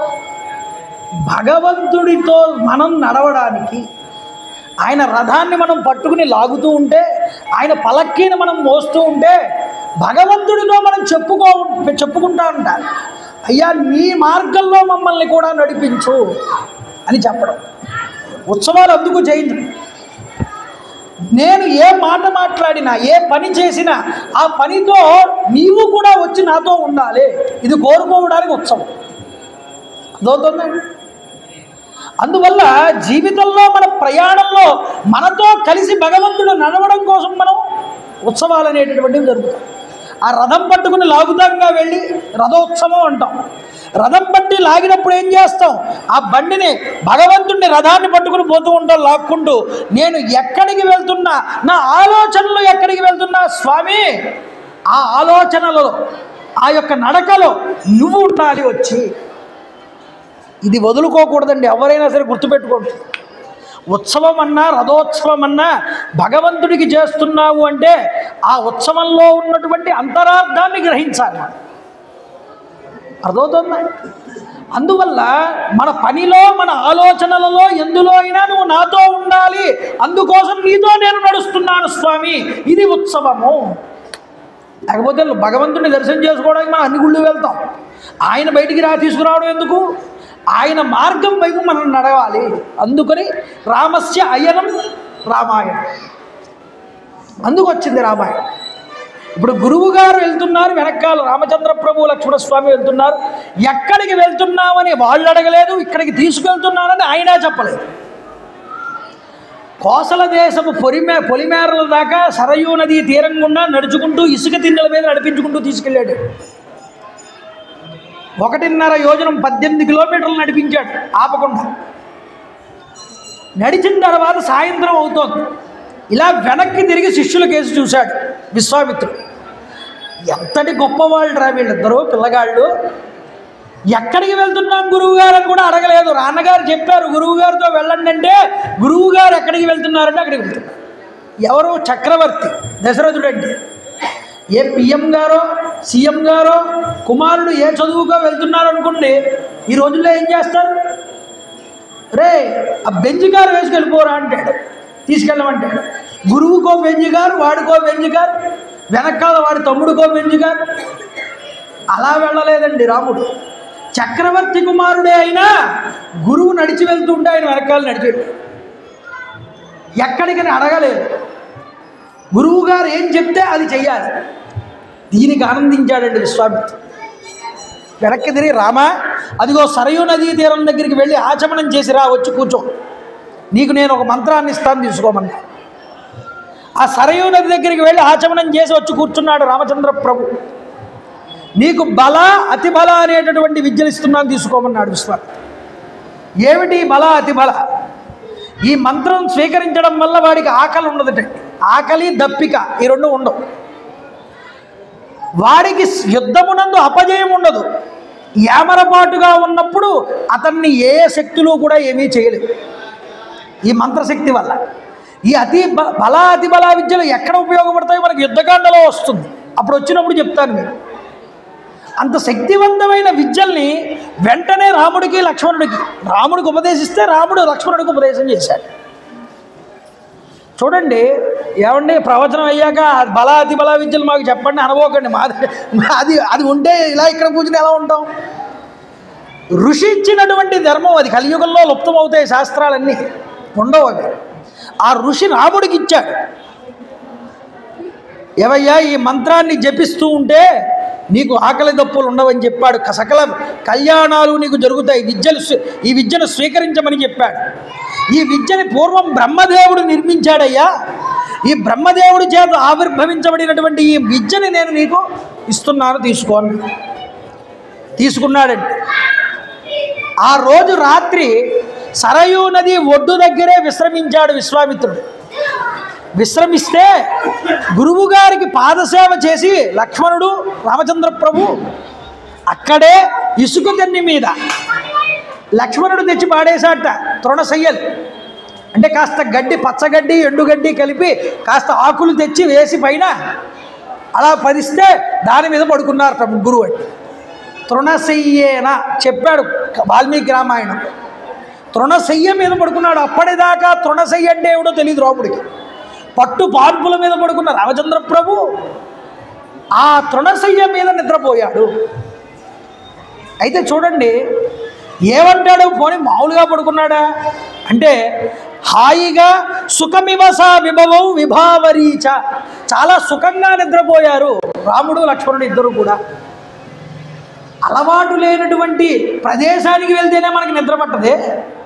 అలవాటు లేనటువంటి ప్రదేశంలో అలవాటు లేనటువంటి పడక సుఖంగా ఎలా పడుకున్నాడండి రాముడు లక్ష్మణుడు అంటేట అక్కడే చెప్తున్నారు.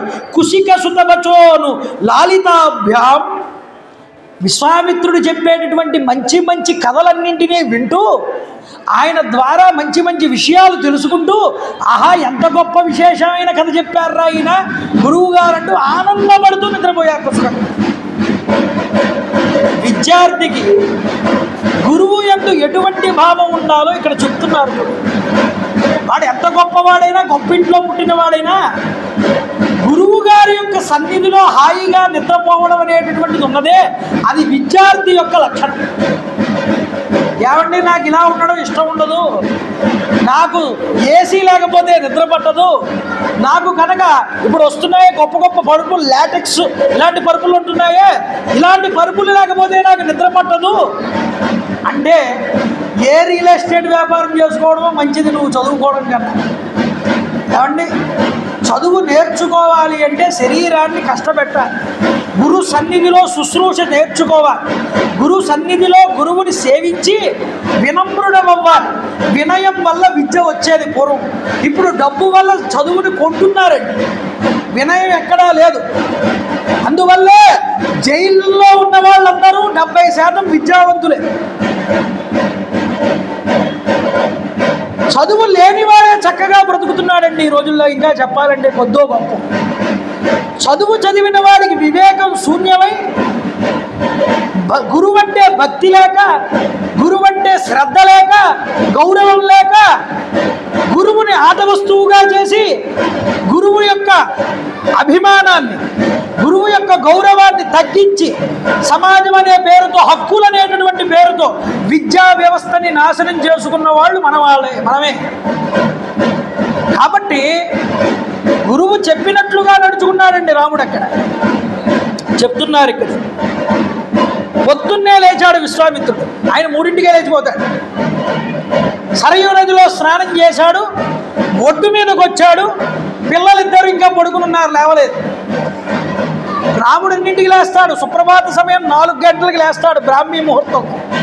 అంతకు ముందే లేచాట విశ్వామిత్రుడు. స్నానం చేసి వచ్చి రాముడిని చూశాడు. నీలమేఘ శ్యాముడై మెరిసిపోతున్నాడు రామచంద్ర ప్రభు. శరీరం మీద నరాలు తేలి ప్రకాశిస్తున్నాయట శరీరం మీద. ఆనంద చిగుతుడయ్యాడు ఆ ముగ్ధ మోహన లావణ్య రూపాన్ని చూసి విశ్వామిత్రుడు. అలా చూస్తూ ఉండిపోవాలనిపిస్తోంది ఆయన. కానీ కర్తవ్యం అనేది ఉందిగా. చూడగానే అంటున్నాడండి, లేపుతున్నాడు నిద్ర. కౌసల్యా సుప్రజా రామ పూర్వ సంధ్యా ప్రవర్తతే ఉత్తిష్ట నరసార్థూల కర్తవ్యం దైవమాహ్నికం. దీనినే తిరుపతి వెంకటేశ్వర స్వామి వారికి సుప్రభాత సేవలో మొట్టమొదట ఆ సుప్రభాతంలో మొదట చేర్చారు ఈ శ్లోకాన్ని తీసుకువెళ్ళి. ఇది రామాయణంలోదేనండి. మీకు ఇలా చెప్తే అర్థం కాదు. కౌసల్యా సుప్రజారామ పూర్వ సంధ్యా ప్రవర్తతే, ఇది అలవాటైపోయింది మరి. ఈ కౌసల్యా సుప్రజారామ అన్నాడు. చూడండి ఎంత గొప్ప మాట. విశ్వామిత్ర మహర్షి వారికి రాముణ్ణి చూడగానే రాముణ్ణి లేపాలి అని అనిపించినప్పుడు రాముడు కనిపించలేదు. మొట్టమొదట ఆయనకి కనిపించింది కౌసల్యామాత.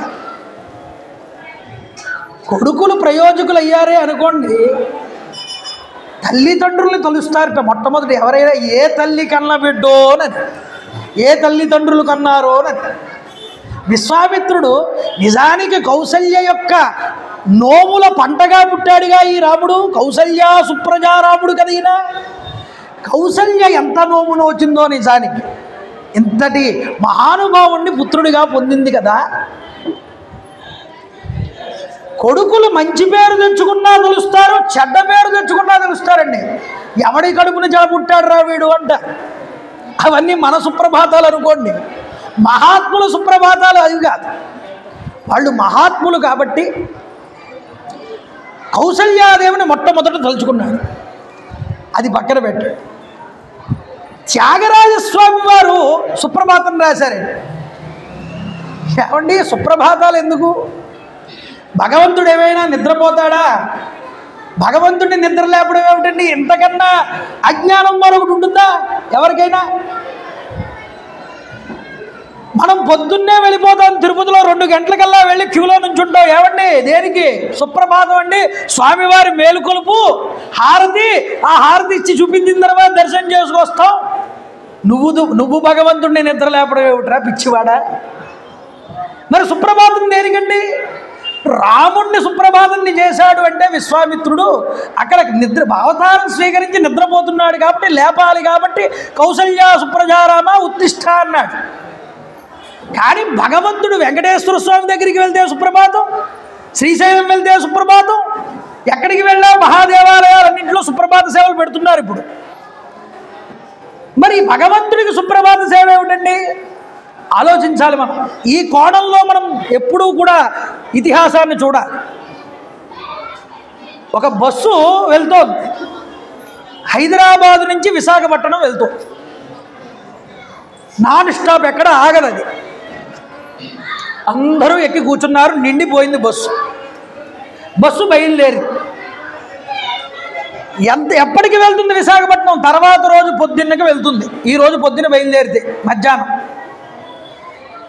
మరి ఎక్కిన వాడు ఏం చేస్తాడు? వాడు ఏమైనా పని చేసుకుంటాడా? కూర్చుని చేసుకోడు, పడుకుంటాడు, విశ్రమిస్తాడు. బస్సులో ఉన్న వాళ్ళందరూ కూడా ఏం చేస్తారని కాసేపు కొంతసేపు మెలకువగా ఉన్నా ఆఖరికి అందరూ నిద్రపోతారు.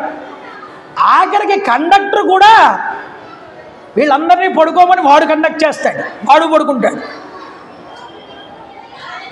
ఒక్కడే మెలకువగా ఉంటాడండి. ఎవడు? డ్రైవర్ ఒక్కడు మెలకువగా ఉంటాడు.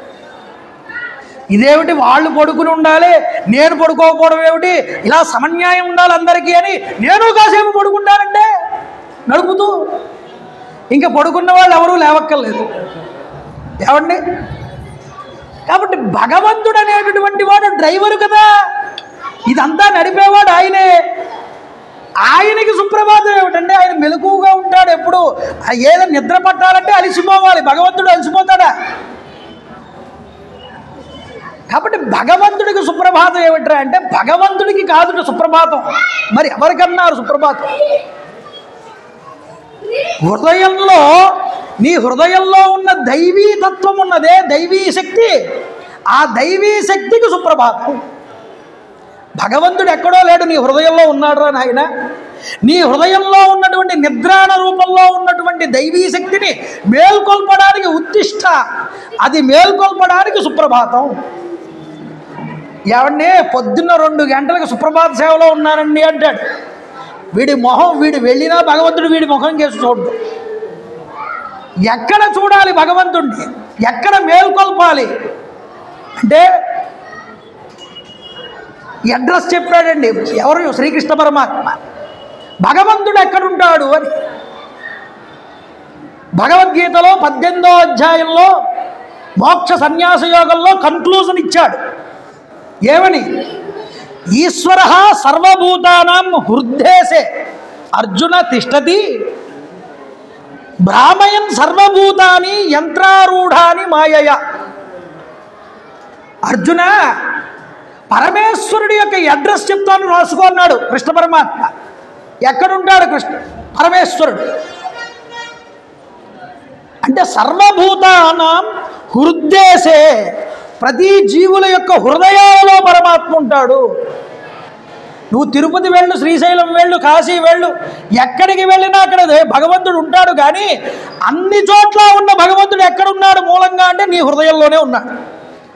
ఇది గమనించక అవన్నీ తిరుగుతున్నావే, మరి నీ హృదయంలో ఉన్న భగవంతుడిని ఎప్పుడు గుర్తిస్తావు? ఆయన్ని ఎప్పుడు మేల్కొల్పుతావు? అది మేల్కొల్పడం సుప్రభాతం, అసలైన సుప్రభాతం. అర్థమవుతోందండి? అంటే హృదయంలోనే భగవంతుడు ఎందుకుంటాడన్నారు. హృదయంలో భగవంతుడు ఎందుకుంటాడంటే, హృదయము 4 అక్షరాల పదం. హృ ద యా ము. మొదటి అక్షరము చివరి అక్షరం తీసేయండి, హృ ము తీసేయండి, దయ అనేటటువంటి పదం ఉన్నది. అంటే హృదయంలో భగవంతుడు ఉన్నాడు అంటే హృదయంలో దయ అనేటటువంటిది ఉన్నది. ఆ దయ అనేటటువంటి దాన్ని మేల్కొల్పినటువంటి రోజున మానవుడు ప్రతి వాడిలోనూ కూడా సేవా దృక్పథం అనేటటువంటిది కలిగి ఎదుటివాడికి ఉపకారం చేస్తాడు, అపకారం చెయ్యడు. ఇలా ఉపకారం చేసిన మానవుడే దైవాన్ని ప్రేరేపించి మేల్కొల్పినటువంటి వాడు. వాడు అసలైన సుప్రభాతం చేసినటువంటి వాడు కింద లెక్క. ఇది గుర్తుపెట్టుకోవాలందరూ. ఎదుటివాడి యందు సర్వభూతముల యందు దయ కలిగి ఉండడమే భగవంతుడికి సుప్రభాతం అండి. భగవత్ తత్వాన్ని మేల్కొల్పడం, ప్రతి మానవుడిలో ఉన్న దైవీ తత్వాన్ని మేల్కొల్పడమే సుప్రభాతం. భగవంతుడు ఎక్కడో ఉన్నాడు, ఆయన పడుకున్నాడు, ఆయన్ని లేపాలి, ఇది సుప్రభాతం కాదు. టికెట్ ఖర్చు వేస్ట్. ఆ భావంలో ఉంటే ఇప్పుడే చెప్తున్నాను, వివరించుకోండి. మనలో ఉన్న దైవీ తత్వాన్ని, ఎదుటివాడిలో ఉన్న సేవా దృక్పథాన్ని గుర్తించాలి. మనం దాన్ని చూసి నేర్చుకోవాలి. మనకి తెలియకపోతే నలుగురికి ఉపయోగపడేలా నడవాలి. కానీ భగవంతుడు ఏదో దైవం రూపంలో వచ్చి ఆయన మమ్మల్ని ఆదుకున్నాడండి అంటారు. అక్కడ వచ్చింది ఎవరు? భగవంతుడే వాడిని హృదయంలో నుండి ప్రేరేపించాడు దయా అనేటటువంటి రూపంలో. అక్కడ భగవంతుడు లేచాడయ్యా నిద్ర, అది సుప్రభాతం. ఇది నేర్చుకోవాలి. సుప్రభాతం అంటే అదండి. కాబట్టి కౌసల్యా సుప్రజారామ పూర్వా సంధ్యా ప్రవర్తతే. సూర్యుడు హృదయాద్రికి వస్తున్నాడు. త్యాగరాజస్వామి వారు అన్నారు సుప్రభాతం చెదుపుతూ, మేలుకో దయానిధే మేలుకో దాశరథే మిత్రోదయ వేళాయ మేలుకో దయానిధే అన్నాడు. మిత్ర అంటే సూర్యుడండి. సూర్యోదయ వేళ అయ్యింది, మిత్రోదయ వేళ అంటే సూర్యోదయ వేళ అని అర్థం. సూర్యోదయ వేళ అయ్యింది, ఓ దాశరథి దయానిధే మెలుకో అన్నాడు.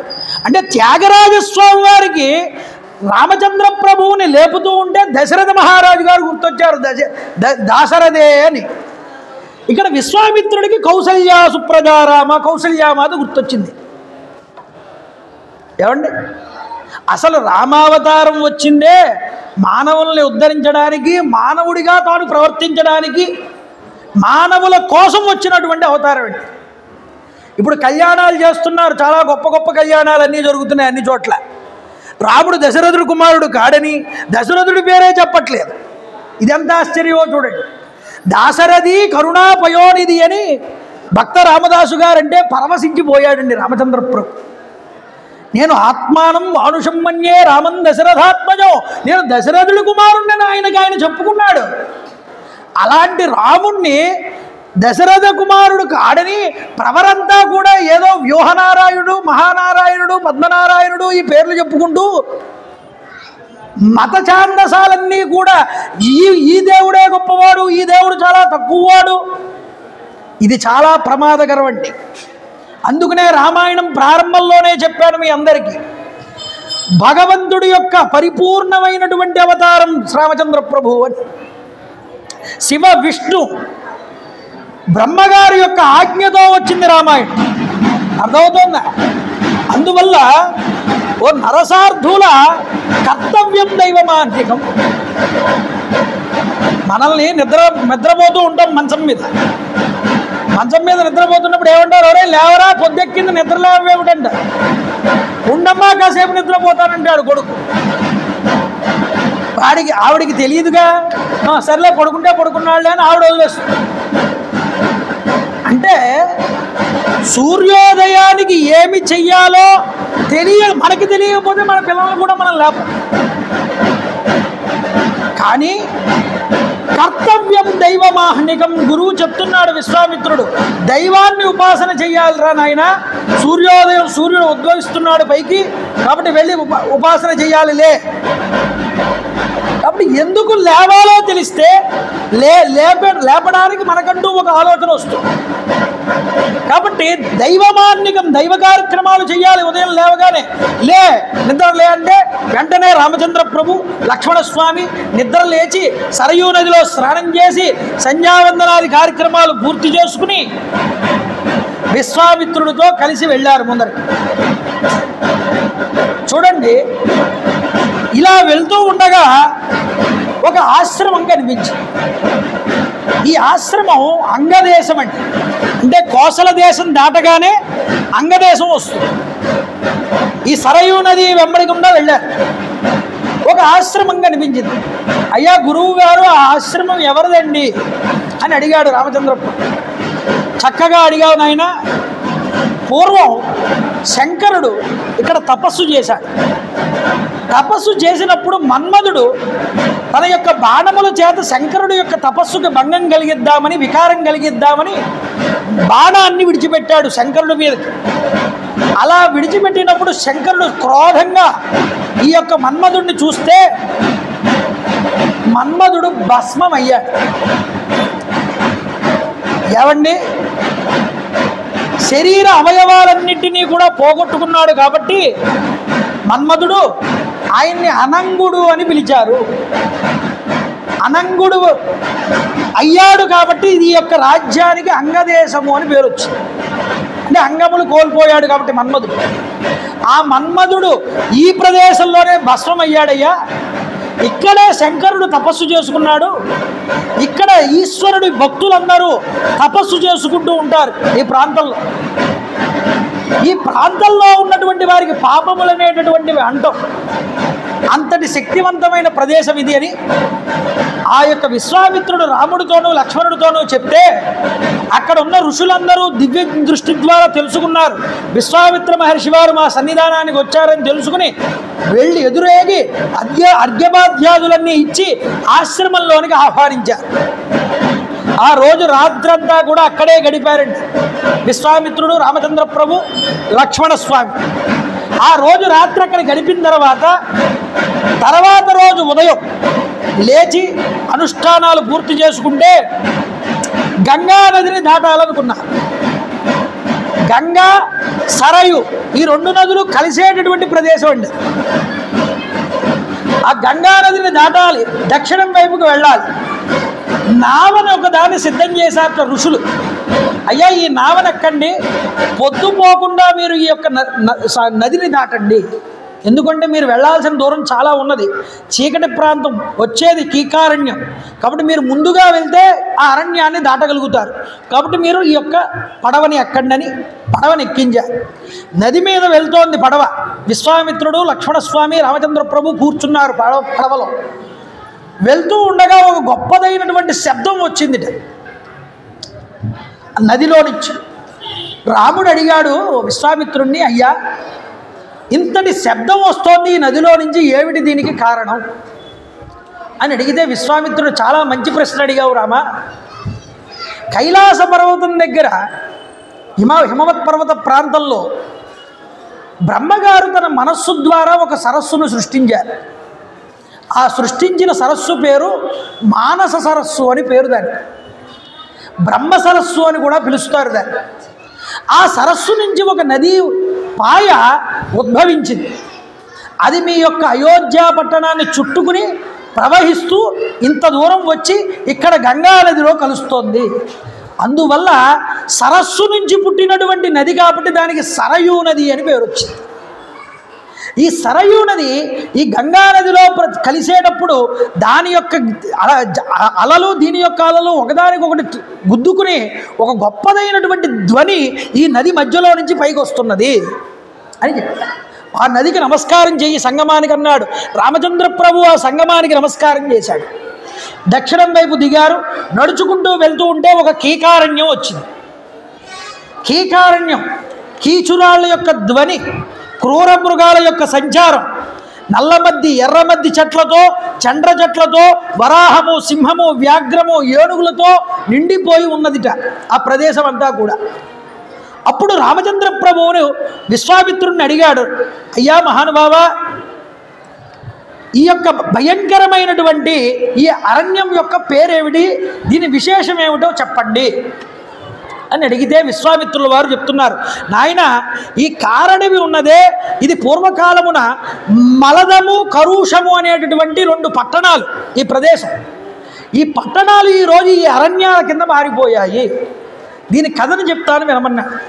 పూర్వం వృత్తాసురుని సంహారం చేసినప్పుడు దేవేంద్రుడు ఆయనకి బ్రహ్మహత్యా దోషం పట్టుకుంది.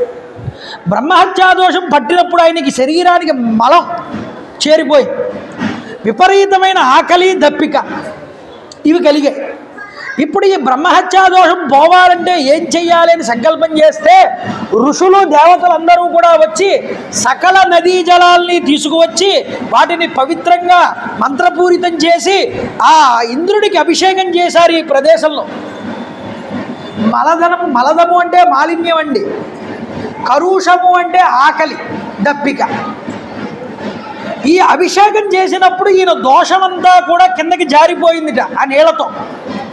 ఆ జారిపోయిన దోషాన్ని ఈ భూమి పుచ్చుకుంది. దేవేంద్రుడు అన్నట్ట, నా మలాన్ని నా యొక్క ఆకలి దప్పుల్ని రెండింటినీ మీరు పుచ్చుకున్నారు కాబట్టి ఈ భూమి ఈ ప్రదేశానికి మలదము కరుషము అని 2 పేర్లు ఏర్పడతాయి. 2 ప్రదేశాల కింద ఇది బాసిల్లుతుంది. ఈ పట్టణం సకల భోగ వస్తువులతో విలసిల్లుతుంది, ఇక్కడ లోటు లేకుండా ఉంటుంది ఈ ప్రదేశం అని, దీన్ని అనుగ్రహంగా ధనధాన్యాదులతో తులతూగుతుందని ఆశీర్వదించాడు దేవేంద్రుడు.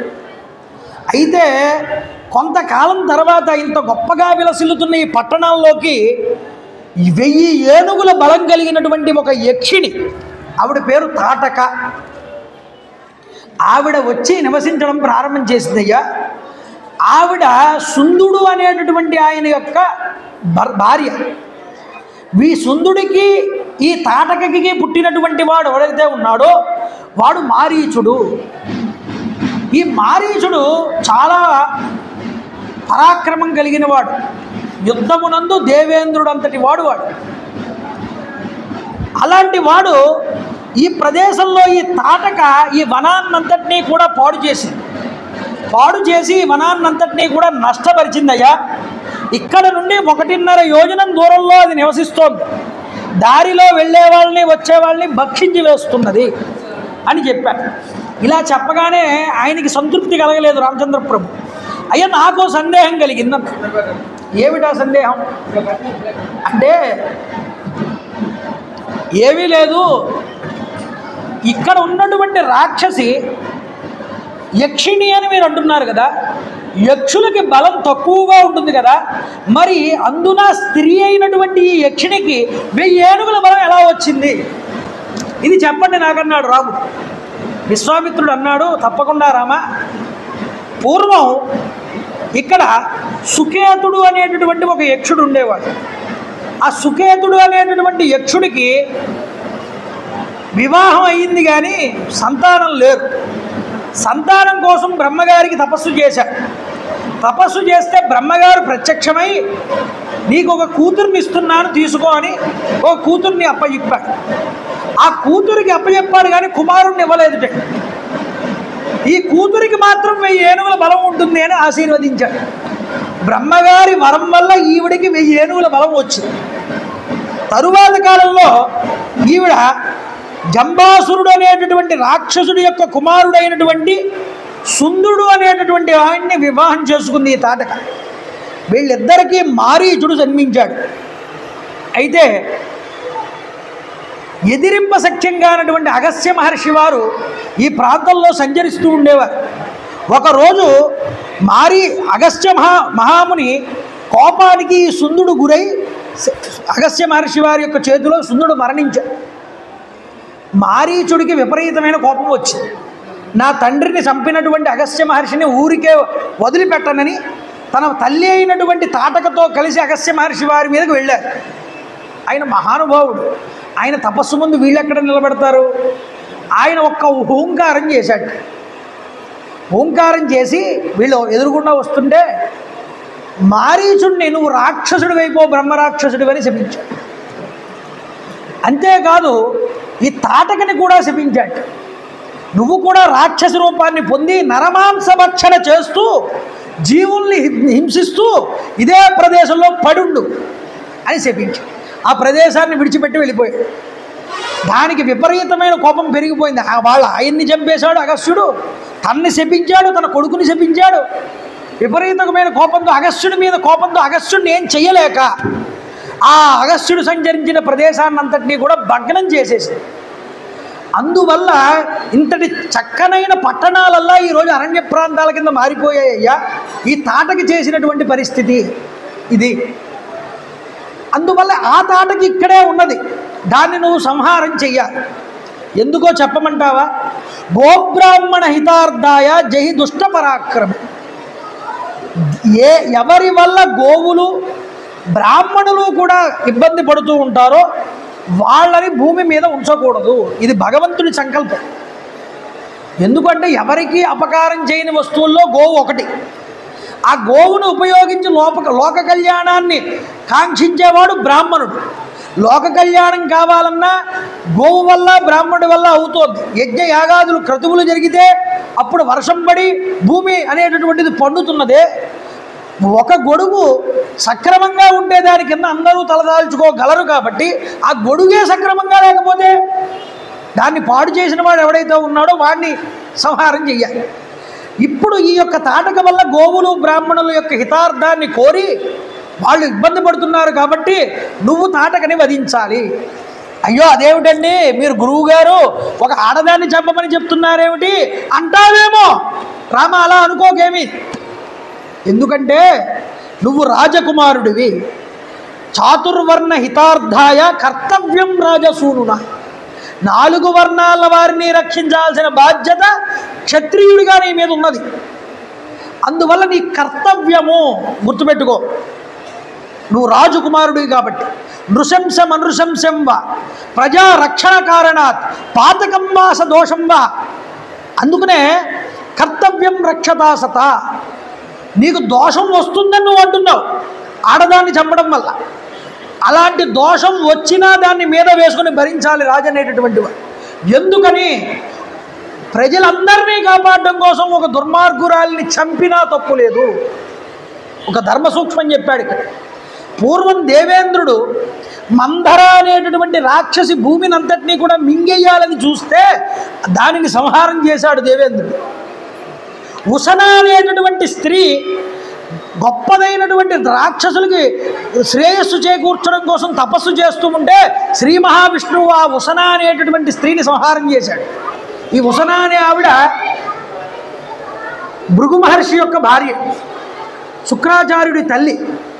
ఆవిడ తపస్సు చేస్తూ ఉంటే విష్ణువు తల నరికేశాడు వెళ్ళి. తర్వాత భృగు మహర్షి శపించాడు నీకు కూడా భార్యా వియోగం కలుగుతుందని. అది రామావతారంలో తీర్చుకున్నాడు అనుకోండి.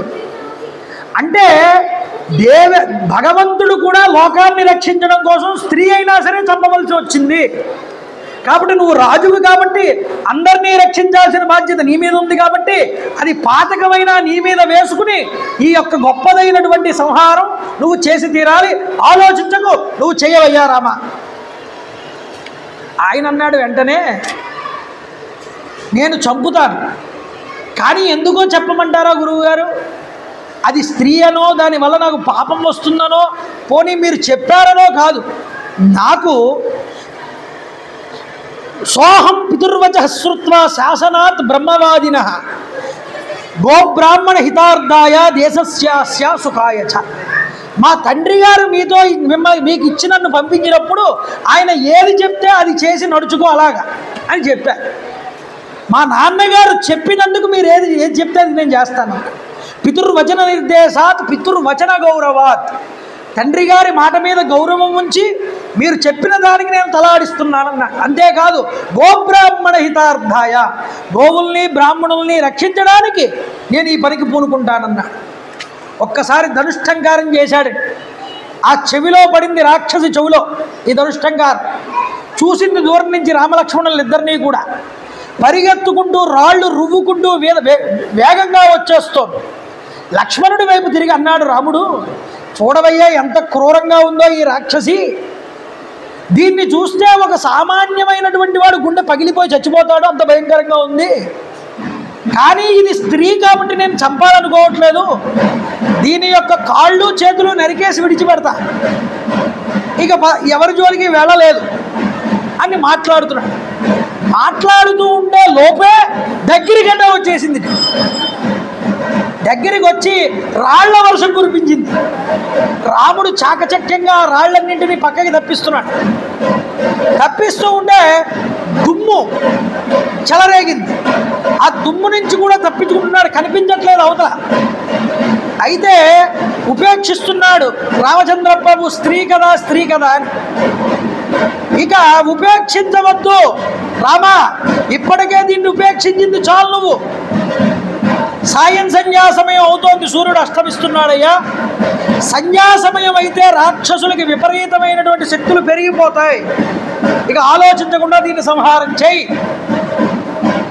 అప్పుడు రామచంద్ర ప్రభు తన బాణంతో దాని పాదాలని నరికేశాటే, కింద పడిపోయింది.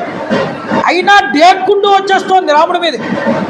లక్ష్మణుడు పరిగెత్తుకుంటూ వెళ్ళి చేతులు నరికేశాట, ముక్కు చెవులు నరికేశాట.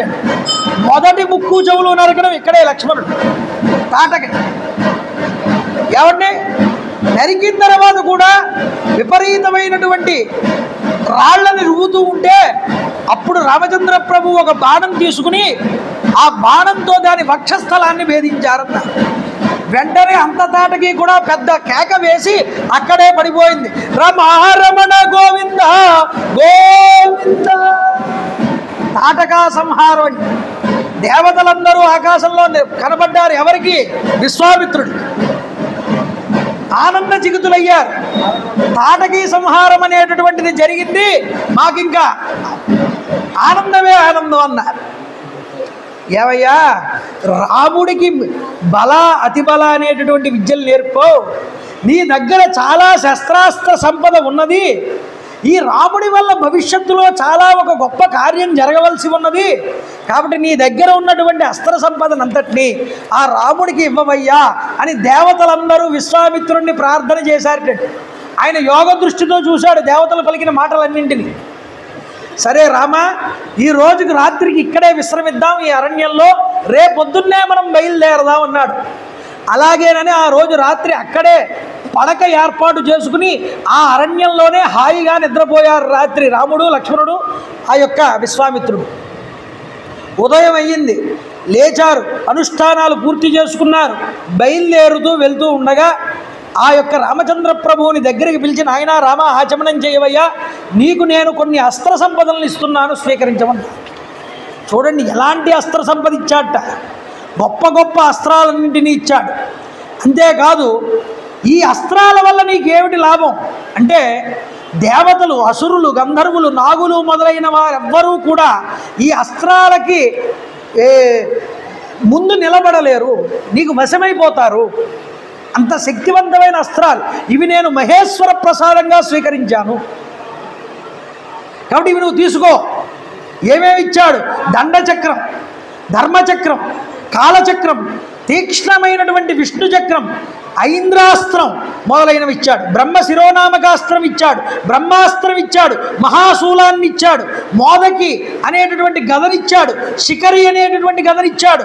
అంతేకాదు కాలపాశము, వరుణపాశము, వారుణాస్త్రము, శుష్కశని, ఆర్ద్రశని అనే దివ్య అస్త్రాలన్నీ ఇచ్చాట. శివుడికి సంబంధించిన మహాస్త్రాన్ని ఇచ్చాట, నారాయణుడికి సంబంధించిన నారాయణాస్త్రాన్ని ఇచ్చాట. ఈ అస్త్రదేవతలందరూ కూడా ఒక రూపాన్ని పొంది మనుష్యాకృతిని, అయ్యా ఇవన్నీ కూడా విశ్వామిత్రుడు మీకు అందజేశాడు, మా కర్తవ్యం ఏమిటో చెప్పండి నేను అడిగారు రామచంద్ర ప్రభువుని. ఒక రూపంలోకి మారి, మీరెప్పుడు నా దృష్టి పదమునందు ఉంటూ ఉండండి, నేను పిలిచినప్పుడు నా యందు ప్రత్యక్షం అవ్వండి అని వాళ్ళందరినీ అనుగ్రహించి పంపింది. అస్త్రం వేరు, శస్త్రం వేరండి. అస్త్రం అంటే మంత్రశక్తి. ఆ మంత్రశక్తిని ఒక దర్భగడ్డి మీదైనా ప్రయోగించి విడిచిపెడితే అది పెద్ద అనుభవంపై అవతల వాడి మీదకి వెళ్ళిపడుతుంది. మంత్రానికి అంతటి శక్తి ఉంది. మననాత్ త్రాయతే ఇది మంత్ర. ఎవడైతే ఆ మంత్రాన్ని నిరంతరం జపిస్తూ ఉంటాడో అది వాడిని రక్షణా కవచం కింద మారుస్తుంది. అందుకనే మీ చేత నామం ఎందుకు చెప్పించడం? మంత్ర రూపంలో ఉన్న నామాన్ని, అది మనల్ని రక్షిస్తుంది కాబట్టి. కాబట్టి ఆ మంత్రాలన్నీ తీసుకున్నాడు, అస్త్రశక్తిని అంతటినీ కూడా. అది లక్ష్మణుడికి కూడా ఇచ్చాడు. కొంత దూరం వెళ్ళేటప్పటికి అడిగాడు మళ్ళీ గురువుగారిని, అయ్యా మంత్రం అస్త్రాలైతే ఇచ్చారు, వాటిని ఎలా ఉపయోగించాలో చెప్పారు, కానీ ఉపసంహార విద్యలు కూడా చెప్పండి. ఎంతటి కఠినమైన వాడైనా దాన్ని మళ్ళీ తగ్గించగలిగే శక్తి లేకపోతే లోకాలన్నీ పాడైపోతాయి. ఉపసంహార విద్య నేర్పమంటే కూర్చోమన్నాడు కొంత దూరం వెళ్ళాక. అంటే శిష్యుడు అడుగుతాడా అడగడానికి టెస్టింగ్ గురువుగా కూర్చోబెట్టారు.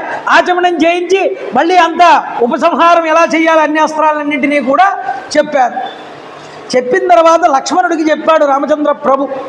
ఆ అస్త్ర విద్యలన్నింటినీ స్వీకరించిన రాముడు లక్ష్మణుడు ఆ యొక్క విశ్వామిత్ర మహర్షితో సిద్ధాశ్రమానికి చేరుకున్నారు. అక్కడే జరుగుతోంది యాగం. ఏ విధంగా సిద్ధాశ్రమానికి చేరుకున్నారో, మారీచ సుబాహుల్ని ఎలా సంహారం చేశారో, అసలు సిద్ధాశ్రమం అనే పేరు ఆ యొక్క ఆశ్రమానికి ఎందుకు వచ్చిందో, ఈ విషయాలన్నింటితో పాటుగా గాది యొక్క వృత్తాంతాన్ని కూడా రేపొద్దున మనం చెప్పుకునేటటువంటి విశ్వామిత్రుడి యొక్క జన్మ వృత్తాంతం ఎలా జరిగింది అన్న విశేషాలని కూడా మనం రేపు చెప్పుకునేటటువంటి ప్రయత్నం చేద్దాం. మంగళాశాసనపరై పదాచార్య పురోగమై సర్వైశ్చ పూర్వైరాచార్యై సకృతాయాస్తు మంగళం. కాళే వర్షతు పర్జన్య పృథివీ సత్యశాలిని. జై గురుదేవ దత్త. రేపు సాయంత్రం 6:45 ప్రారంభం చేస్తానండి. అక్కడే ప్రారంభం చేస్తాం. రేపేమీ కార్యక్రమాలు ఏమీ లేవు, అక్కడే చేసుకోవచ్చు. రేపు 6:45 అందరూ ఉండండి. చెప్తాను నేను, మీరందరూ కూడా చెప్పండి. శ్రీరామ జయ రామ జయ జయ రామ, శ్రీరామ జయ రామ జయ జయ రామ, శ్రీరామ జయ రామ జయ జయ రామ, జయ రామ శివరామ గురు రామ జయ రామ, జయ రామ శివరామ గురు రామ జయ రామ, జయ రామ శివరామ గురు రామ జయ రామ, జయ రామ శివరామ గురు రామ జయ రామ, జయ రామ శివరామ గురు రామ జయ రామ, జయ రామ శివరామ గురు రామ జయ రామ, శ్రీరామ జయ రామ కోదండ రామ,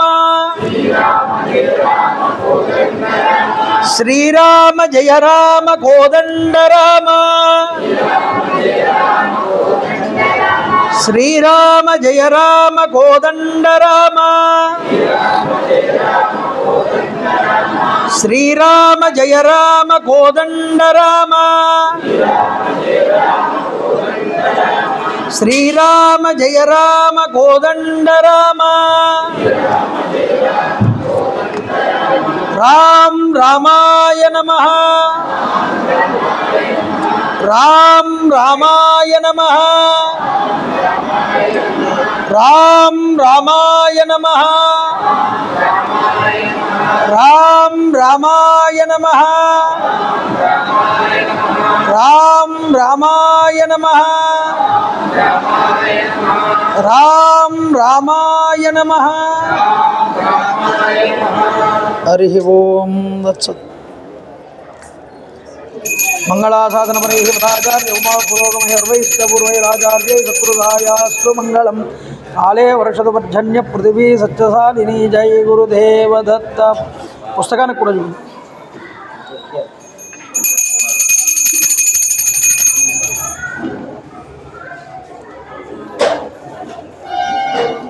గోవింద గోవింద గోవింద. హర నమ పార్వతీపదే. హర హర మహాదేవ.